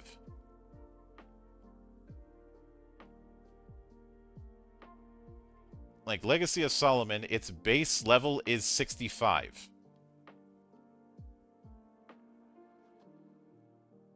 Well, So it's more like 75 because the cheapest pilot you can get for it is a plus 10. Mm-hmm. Yeah, so definitely the elite army. Fewer models, but the stats you get in exchange. Oh boy. I mean, we're still halfway through them. Yeah, don't use the mechs if you're doing a 100-point game. I don't think you can. I mean, some of these are so expensive that if you get one of these mechs, you may not even be able to afford equipment. Yeah, you could do it. It's just you're going to be spending so much of your point budget on it that it may not be worth it.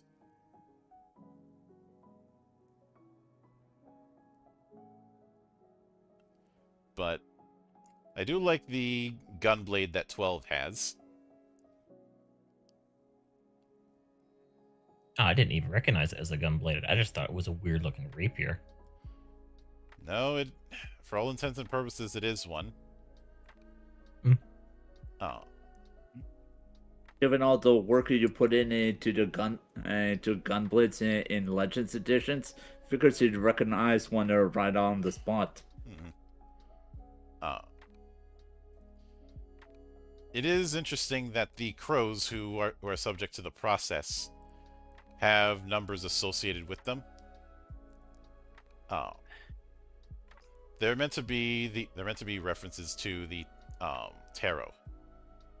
So 12 would be, I think the 12th arcana is the Hanged Man.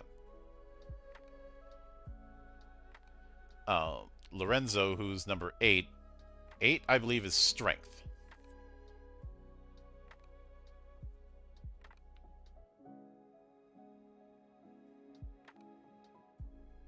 And Rain, who's number 18, is the moon. Which one would think because she wields a scythe that it would be death, but her kit is more about illusion, so definitely tracks for her being associated with the moon. Mm-hmm. I mean, we already have a scythe wielding Doom, and she's in the other faction. Mm-hmm.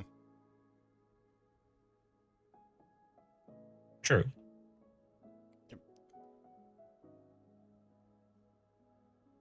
And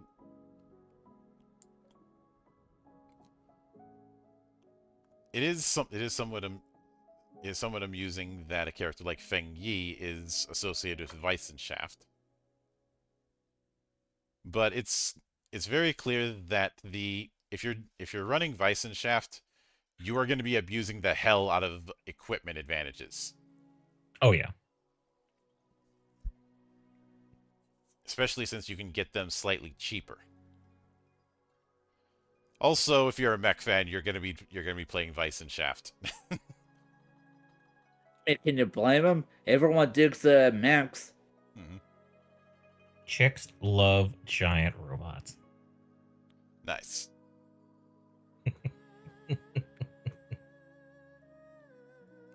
But and of course there's Wanderers and Summons. Wanderers are unaffiliated characters. Ah.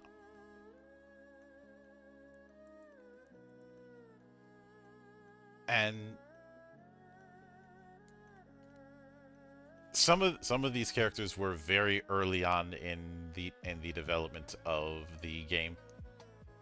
In fact, a lot of them were very early entries I remember having.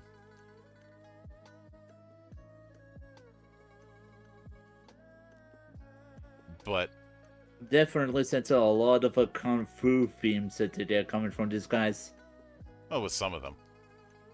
Of course, this particular section also contains the summons, which I think they only have two as example. yeah, I figured they added more later on with the different sagas as well. mm-hmm. Probably.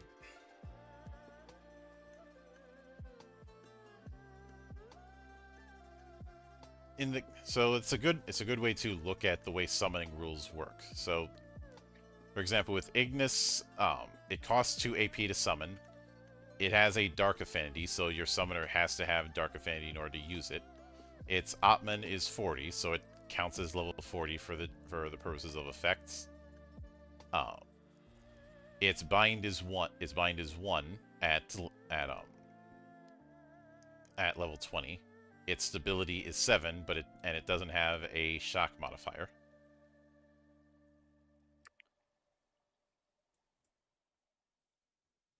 And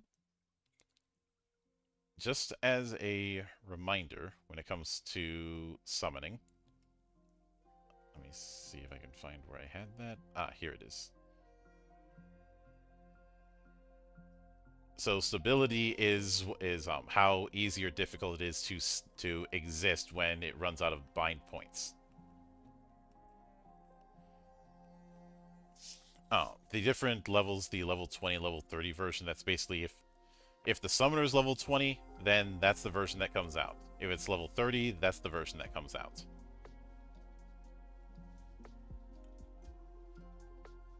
There's not a lot of differences between the level 20 and 30 No, version of Ignis. For no, Ignis, just the extra bind. the Yeah. extra bind, yeah, there isn't a whole lot. Now, when it comes to LEM, there's a hell of a lot of difference between level 40 and 50. Oh yeah.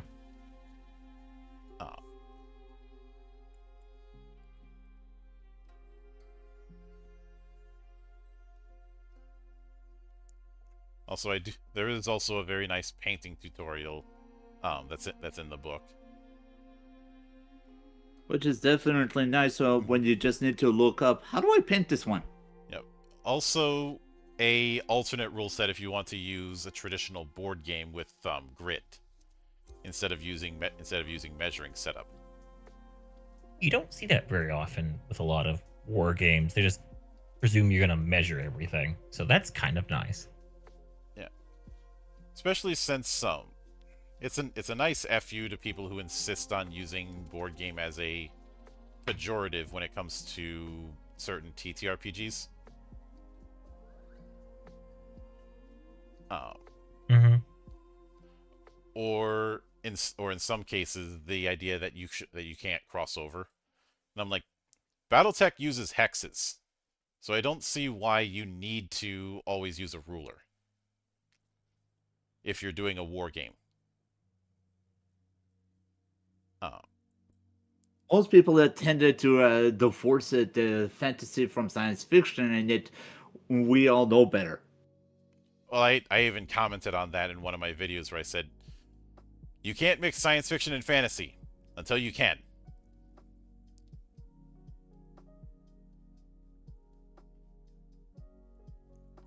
I do feel like that stigmatism is like quickly going away.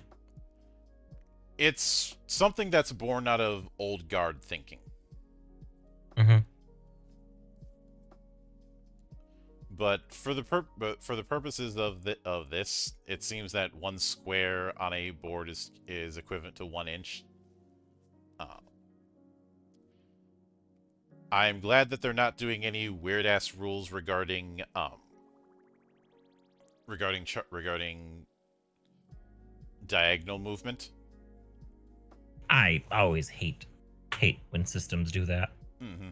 Yeah, it's just like seriously, have people not heard of a 360 turning and moving? I think what he's referring to is things like diagonal movement costing twice as much movement distance, Mm-hmm.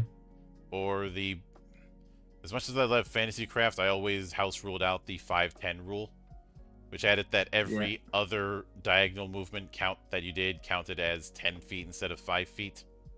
That is who thought that would have been something to add.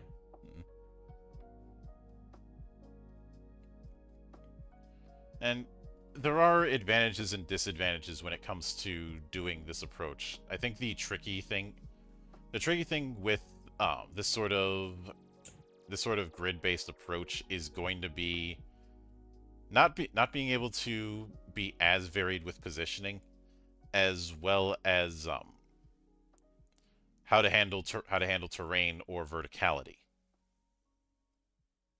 I mean, verticality was always something hard to deal with in war games to begin with.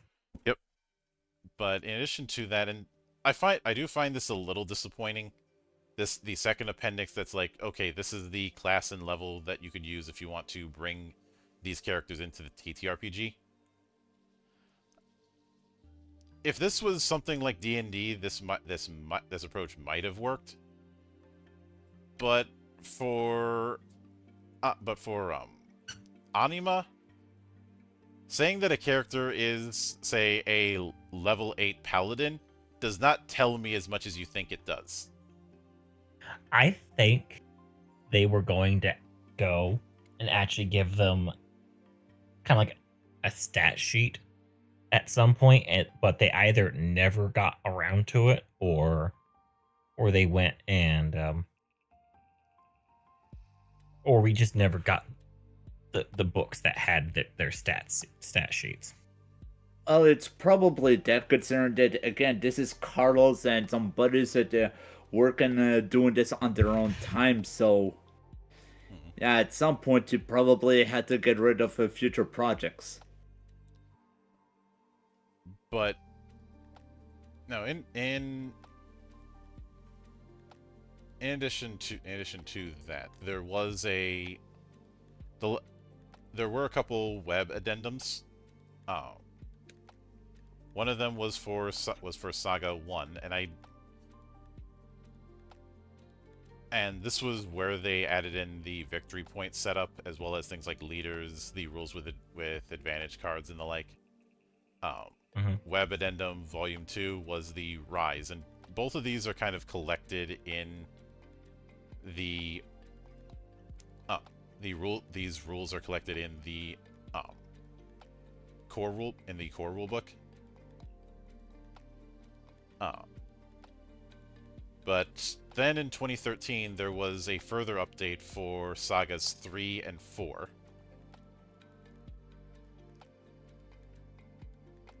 Did we ever get the book for Sagas 3 and 4, or was that just on top of...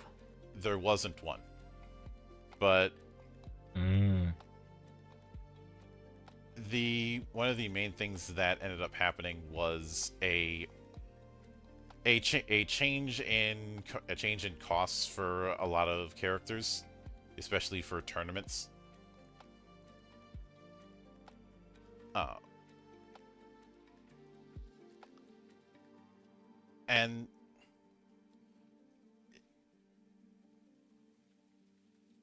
and yes, I will note there were more summons that were included individually as opposed to the 2 that are in the book.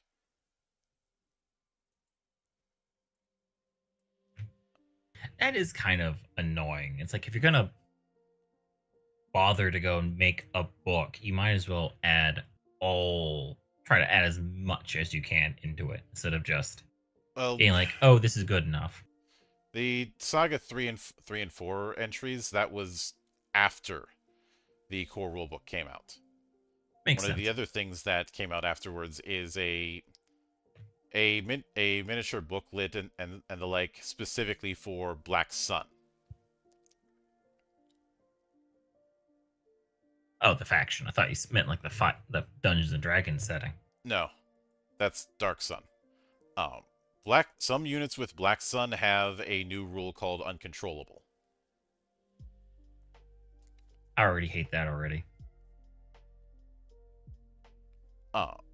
Basically, at the end of the maintenance phase, before rolling for initiative, each character in play with the Uncontrollable rule must make a check to see if they stay under control. To do this, a player rolls a die. If the result is less than the uncontrollable value of the unit, then nothing happens and they act normally. If it's greater, then they go out of control. Once they've failed the test and gone out of control, they remain that way for the rest of the game, except in the case of undead, and are considered an enemy unit by all parties. It's important to note that out of control is not a negative state. Therefore, it cannot be removed by abilities that deal with states. Reason I'm reminded of the Diff Company, but worse. Yeah. So, whenever a player finishes one of their character's activations, they have to roll a die for each out of control unit in play that is not already been activated. If any of those rolls are 6 or higher, then the corresponding out of control character activates immediately before the next player's activation.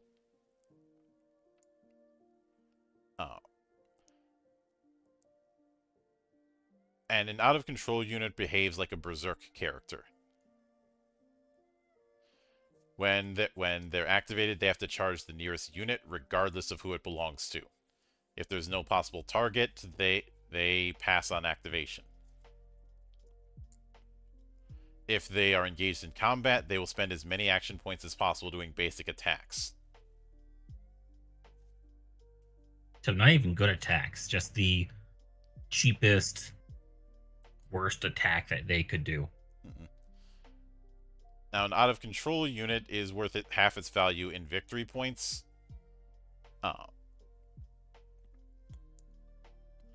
So that's something to keep in mind. And this is also where we introduce undead units. Because remember, the big thing with the Black Sun is that they have access to the Book of the Dead, which has made a lot of people nervous. And I know some might think, well, it just means they can bring out zombies. Bold of you to think that's where it stops.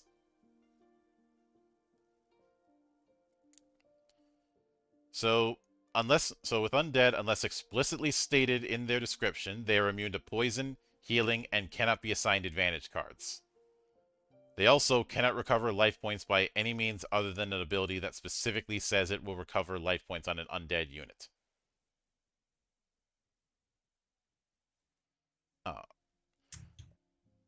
Undead units can intercept charges of out-of-control characters. If it intercepts or attacks an out-of-control character in any way, the undead unit can be targeted with attacks or charges by it for the rest of the game.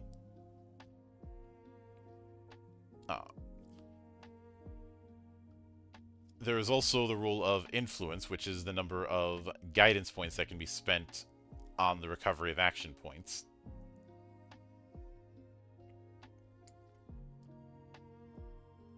And with guidance points, you can spend them in 3 different ways. Preparation. During the recovery phase and after recovering guidance points, you can spend them on undead characters within the control zone. Each guidance point spent on an undead unit allows them to recover an action point. You cannot have more guidance points spent based on influence. That's always a hard cap. You can use it to maintain control of undead units. If an undead goes out of control while in the control zone of its controller, the controller can spend 1 guidance point to have the undead maintain control instead.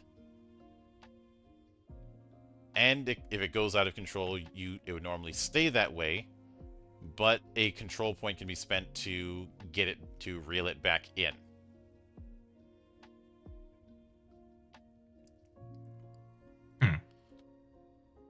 And That's a lot of resource management to deal with that army. they are a necromancer army, essentially. Yeah. And their use of control points kind of reminds me of the way warcasters and warjacks work in Iron Kingdoms. I have so many of those books, and I've never sat down to actually read them more than just a couple of skims. Warcasters have a pool of focus points, which they use for their own spells and also use to control warjacks, which makes them a very important unit that you do not want taken out. Mm-hmm. Because if the caster is taken out, the warjacks are basically dead weight. But the advantages Black Sun gets, they only get 2 advantages instead of 3 like the other factions. They get Dawn of the Dead. You get to spend additional levels equal to the number of advantage points available to the party on modifications for undead creatures. So it's effectively another set of advantage points, but only for undead. I'm seeing a pattern with this faction. And free agents, you can include a Wanderer character for each Black Sun character in your party that isn't undead, instead of only being able to do 1 for every 200 levels.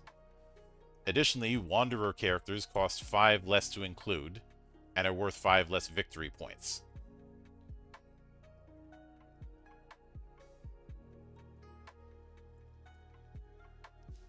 So, if you really like the undead, and like a cannon fodder faction, I suppose Black Sun is for you.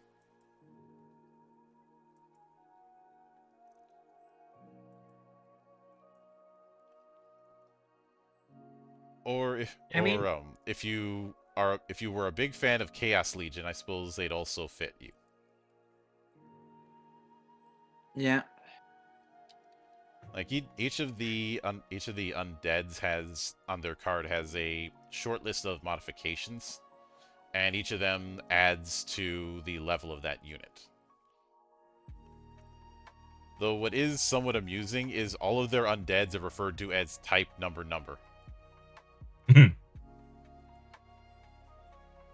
mean, it's definitely easier to keep track of who is what when you assign them a bit of a tag as opposed to some name. They're treated more like tools rather than individuals. Well, remember, the Black Sun is a corporation that has levels of shadiness. Really? Being able to summon the undead to at least fight for them, if not work in their factories? I mean, they have access to the Book of the Dead, so you know what you're getting yourself into. Fair. But, and I'd be remiss if I didn't bring up the stat blocks for the cast of Gate of Memories. At least in terms of tactics. There is a full TTRPG stat block for them as well in the Perfect World Guide, but I'm not going over that tonight. But Nameless is one example, and he's definitely someone you don't want to put in a 100-point game because his minimum level is 85. I think that's the most expensive unit. thus far, Like, I was keeping track, and thus far, like without modifications, the most expensive one is like 75. mm-hmm. But given what his effects are, it makes sense that he's so expensive. So so stat block, here's what we've got. Attack 6, damage 6, defense 9, armor 1, 20 life points, 12 resistance, and 12 and 16 movement. So already on the stat block, we've got something nasty. Also, I actually looked at it. You're partially wrong. There's someone who is actually tied for level 85, and that's High Arbiter Arcade. Mm-hmm. But the Nameless has the Death Sword. If any of his attacks or skills do damage, inflict Doom level 1, effect 15. Oh. So even in a 200-point game, this guy could probably kill half your army. Mm-hmm. Oh. Then you have Thanatos, where you can sacrifice 3 LP before any roll to obtain a +2 bonus to the roll result. And obviously, he is immune to Doom. Are there any other units in the game that are immune to Doom? I think not many. I think even Shinigami Ale isn't immune to Doom. But I wonder if that little tidbit was a counter for a potential like Doom casting meta. Mm-hmm. But things like Demise is a 3 AP attack that has +5. So an attack of 11 before you roll the D10. So yeah, you're gonna hit. Mm-hmm. Death Shadow, which is a 2 AP dodge, adds +2 defense. If you successfully dodge, you can automatically escape from combat and move up to 8 inches. While doing that movement, you are intangible, but you cannot engage in hand-to-hand combat with another unit. Which basically means you can move and not get intercepted. Is this an item? No, that's one of his abilities. Oh. He has Death Reach, which is a 16-inch ranged attack with +2. 16 inches? Yep. And Hand of Death, a 3 AP attack that attacks all enemy units within 2 inches. And he's a speedy mother as well. I mean, with a movement of 12-16, like, how are you supposed to hide from this guy? Simple. You don't. Yeah. That's the neat part. You don't hide. You spread your units out to make the player have to choose where the hand of doom is going to go. Mm-hmm. So there are some special rules further. You can choose to have the Nameless be a leader. If you do, he gets +5. He gets +5 levels and gets a few more abilities. First off is freelance. If you choose Nameless as your leader, you can't use an organization special rules. But the big one is Army of Memories. If you choose the Nameless as your leader, you ignore any faction or organization restriction and add any unit in your party, including light ones. Those units are shadows of their true selves and apply 3 special rules. Each unit costs 10 levels less than they usually do. This rule cannot reduce the level of a character below 10. Each unit has 6 less life points than they usually have. 10 less if they have damage resistance. This doesn't count as damage, but has reduced base stats. And this can only reduce it up to half, rounded up. These units do not leave the game when their life points reach 0. At the end of any turn, retire them from game if they still have 0 life points. That third one may not sound like much, but it means you could bring them, if you can heal them fast enough, you could bring them back.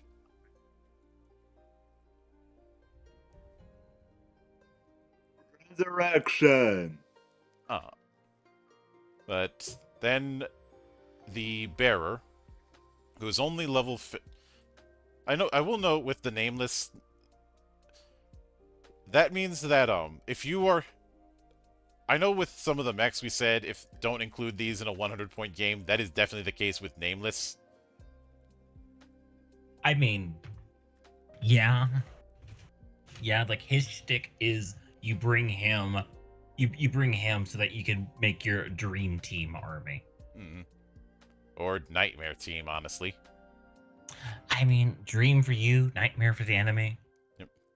But then the Bearer of Calamities, who's level 55, has 5 attack, 2 damage, defense 9, armor 1, 15 life points, 12 resistance, and 8 and 12 movement. Let's see, has magic beam, which is a 16-inch ranged attack that does +3 damage. Charged beam is 20 inches, does +3 attack and +4 damage. Which is a 4 AP effect. Catastrophic light is a 4 AP effect that is 16 inches of distance, +3 damage. If it hits, all units within 3 inches of the target also suffer the attack. I mean, you are dropping a big nuke on their heads. Mm-hmm. But enchantment is a 3 AP spell. If a friendly unit within your control zone gets level 1 shield, healing, protection, and haste. And awakening, which is 2+ point AP. Until the end of the turn, the bearer exchanges her stats and skills with Ergo Mundus. Ergo Mundus has as many action points as were used activating Awakening. The damage that was suffered as Ergo Mundus is discarded, but if Ergo dies, the bearer is removed from the game immediately, once per game.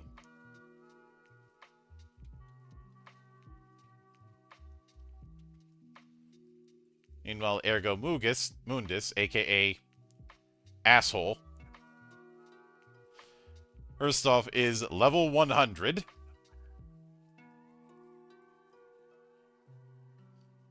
So definitely don't use him in the lowest level game. Yeah. Well, I mean, he is the ultimate weapon. I wonder what would happen if Ergo Mundus went up against Omega. I mean, the plot of most animes, probably. Probably all three parts of the world that Gaia is composed of would cease to exist. Especially since a lot of Omega's stat block is basically like, do not let Omega fully manifest in the world, because he is one of those things. He is one of those terrifying things during the War of God that nobody wants out again. Ergo Mundus, he was just, hey, let me have a crack at him. But he has his stat block is 7 attack, 6 damage, 10 defense, 1 armor, 20 life points, 12 resistance, 12 and 16 movement. He has critical mastery out the gate. He can be used as a leader only as a dark faction leader, or as a church or Samael organization leader. You cannot use Ergo Mundus in the same group as the bearer. And as a reactive, he can consume 1 Gnosis point to gain an action point, up to 3 per turn. His control zone is 12 inches.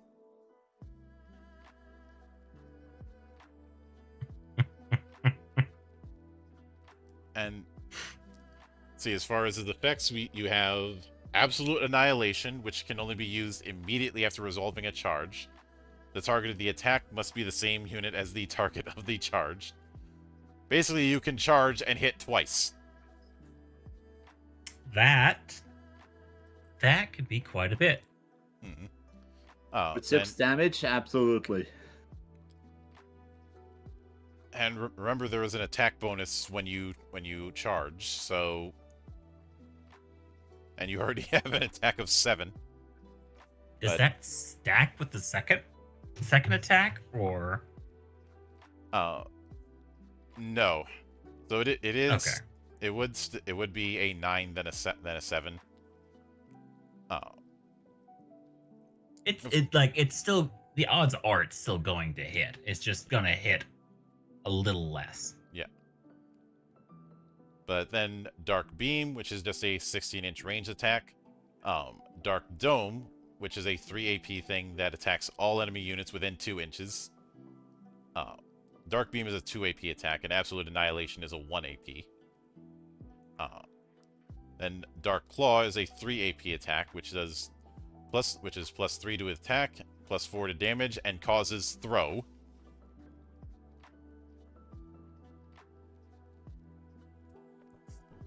I mean, I may or may not have spammed that attack in Gates of Memories, but that's a discussion for another podcast. And at 4 AP, he can use Wings of Darkness, where he makes a ranged attack against all enemy units within 12 inches, and that he has line of sight with. Each attack is rolled separately.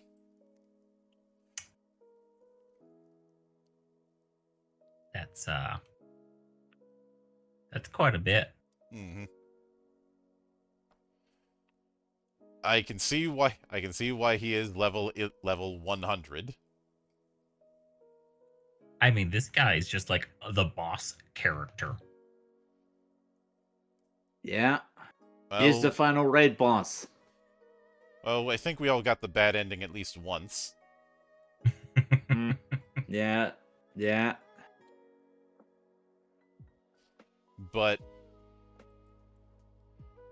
and as tempting as it would be to go into some of the errata that was put up, or some of the individual cards, I will note that there is a wiki page for a lot of the stats on Anima Tactics Oracle.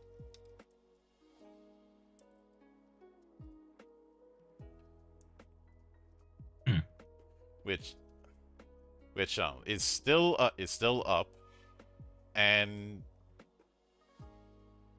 has many of the rulebook materials.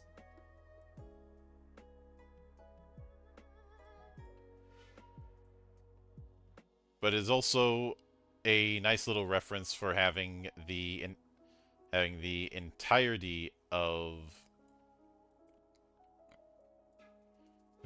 the units that are available in a nice little. It's not going to look as nice as the cards, though they do have some of the cards available.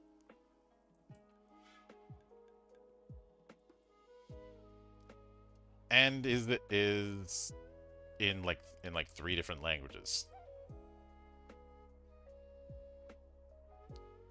I wonder if there's any if these little miniatures are on a tabletop simulator. Yeah, the whole range is. I have it. Oh, well then. So that's something that can be up for consideration in the future. But just based on what we've seen as far as this revisiting of how Anima Tactics works and the insanity that comes with it, what's been your guys' take? I mean, yeah. It definitely captures the complete and utter absurdness of how insane like Anima can be in terms of power scaling, but yeah, tone it down a little bit so that you could play it in like what, 2 hours, maybe 3. depending on how long the turns take, it may be 2 hours. I've played 100-point games in less than 30 minutes. Okay. Huh. Typically, what from what I'm just guessing, 100-point games typically have not one, like 2 or 3 units, maybe. The starter set was a 100-point game and only had 2 units each. Okay. Which, let's be frank, it's easy to just put it in a bag or go to and either to go ahead and grab a table or just go to your local game store and just play and have a quick match or two. Mm-hmm. As opposed to 40k, which could just one game could go easily could go 3 hours. Most hobby stores that are running 40k let people store their armies in specific spots at the shop. Indeed, Nice. it's definitely nice. But what if you want to go home and paint them up anyway? You have to make the trip back and forth again and again. Mm-hmm. Probably. They do make magnetized like army carriers. So all you got to do is put some magnets in the base, and then they stay relatively secure in it. Mm-hmm. Oh yeah. And when it comes to when it comes to the setup here, I look at Anima Tactics is the kind of skirmish war game that would be a natural fit for people who like tactics style video game RPGs. Mm-hmm. Yeah, I kept reminding, and especially with the grid bait, it just reminded me of Final Fantasy Tactics or Tactics Order or anything of such nature.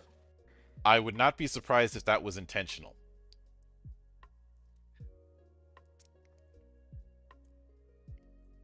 Given how Anima wears its influences very much on its sleeve, I could easily see that. True. It's also interesting that this is using the same kind of dice that you would use for the role-playing game.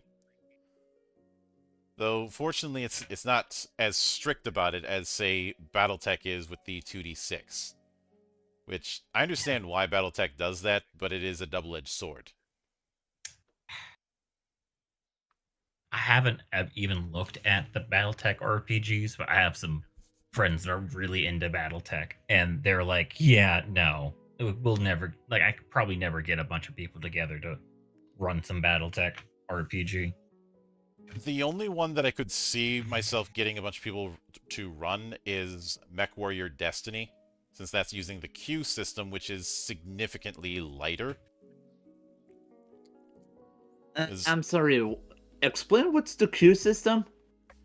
The Q system is a more narrativist descriptive tag system that's also used in Shadowrun Anarchy, and Cosmic Patrol, and Valiant Universe. Okay, that's what I figured. And it is still D6 based, but it's a lighter affair compared to, say, full-on Shadowrun or the MechWarrior TTRPGs from years ago, or even A Time of War, which didn't last all that long. A Time of War wasn't bad, but it was trying to squeeze 10 pounds of shit into a 5-pound bag. That's a lot of shit. Mm-hmm. Basically, trying to do the whole timeline of BattleTech in one book is not possible.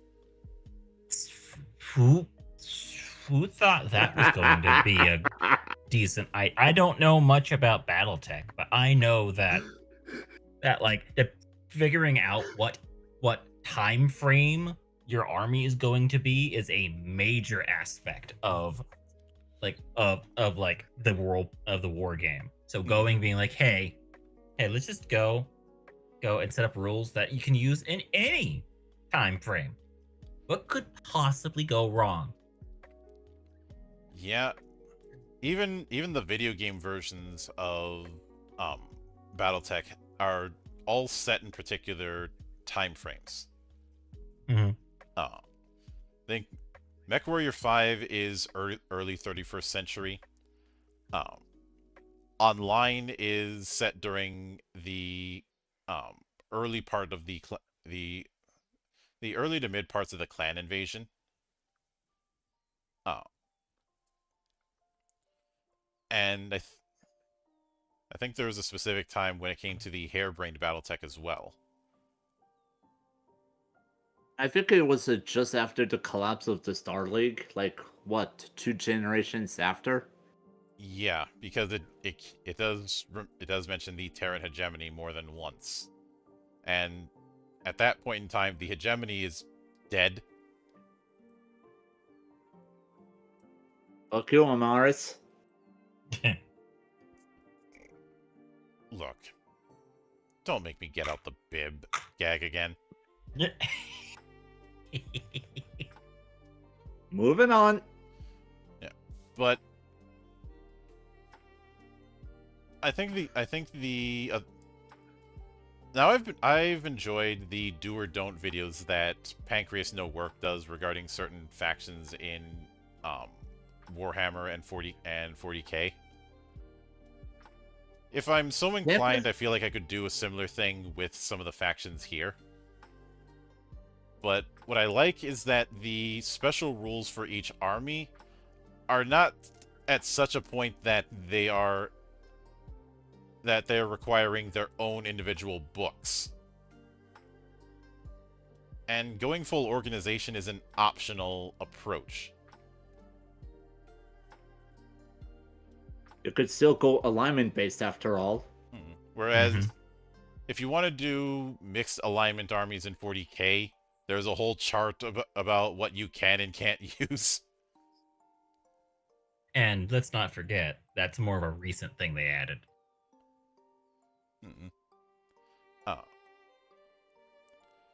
But the fact that you could set up a decent army, and I'd say in my opinion, the baseline point budget for just the average ass game of Anima Tactics would probably be 200, maybe 300 if I want to be generous.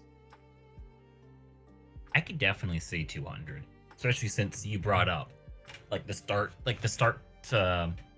starting box was two separate armies worth 100. So just get another set. 2 units.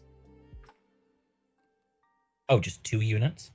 Yeah, the starter set was a small box that had 2 units and a truncated version of the rules. This full rule book wasn't a thing for a while. And not to mention, back then they use some metal, metal, or was it resin? Maybe both. Yeah. Now, looking at the models, these are definitely early metal miniatures. Yeah, now with the 3D printing as a thing, you could probably find some models that you could just print it, and there you go. Yep. I know that the thing on TTS uses standees instead of trying to do 3D models. Mostly, which I think works in its favor, because trying to do Wenm's art style in 3D is always going to be a challenge. Like, just looking at the miniatures that's in the core rulebook, they got the color down, but it's not.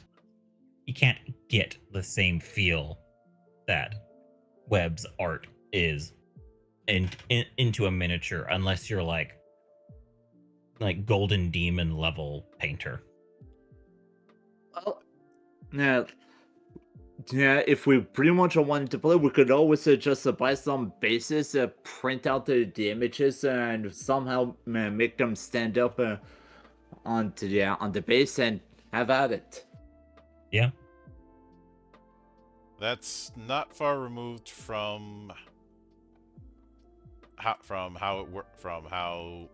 again it works with TDS. And also, I had some early skirmish games that had these cutout standees that you could do. You know, where you have the little folding spot at the bottom that you fold half one way, half the other way. Mm-hmm. I think a few TTRPGs that I have from like the 90s also did that stunt. And I know at least one superhero game that did it. In an early edition of it, but it still did it. I think it was Champions, but do not quote me on that. If it was Champions, it was early Champions, not modern Champions. Certainly not that, because look, I love Hero System to death, but I wouldn't consider it beginner friendly.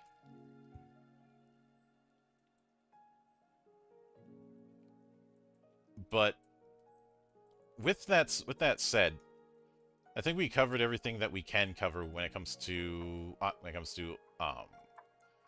Anima Tactics. When we cover the Omega cycle, I think that's not going to be as long of an episode, if only because the rule book for that is just a set of booklets. And I have done an actual play of Anima Tactics in the past. If I were to do that, not with Tactics, but with Shadow of Omega, because keep in mind there are three episodes of sorts when it comes to the card game: Shadow of Omega, Beyond Good and Evil, and Twilight of the Gods. And I say it's a card game, but it is not a TCG, although I do know I believe there was an attempt to make a TCG in the international Discord. I remember there was a tournament for that I was in for a bit, but because of scheduling conflicts, I had to back out.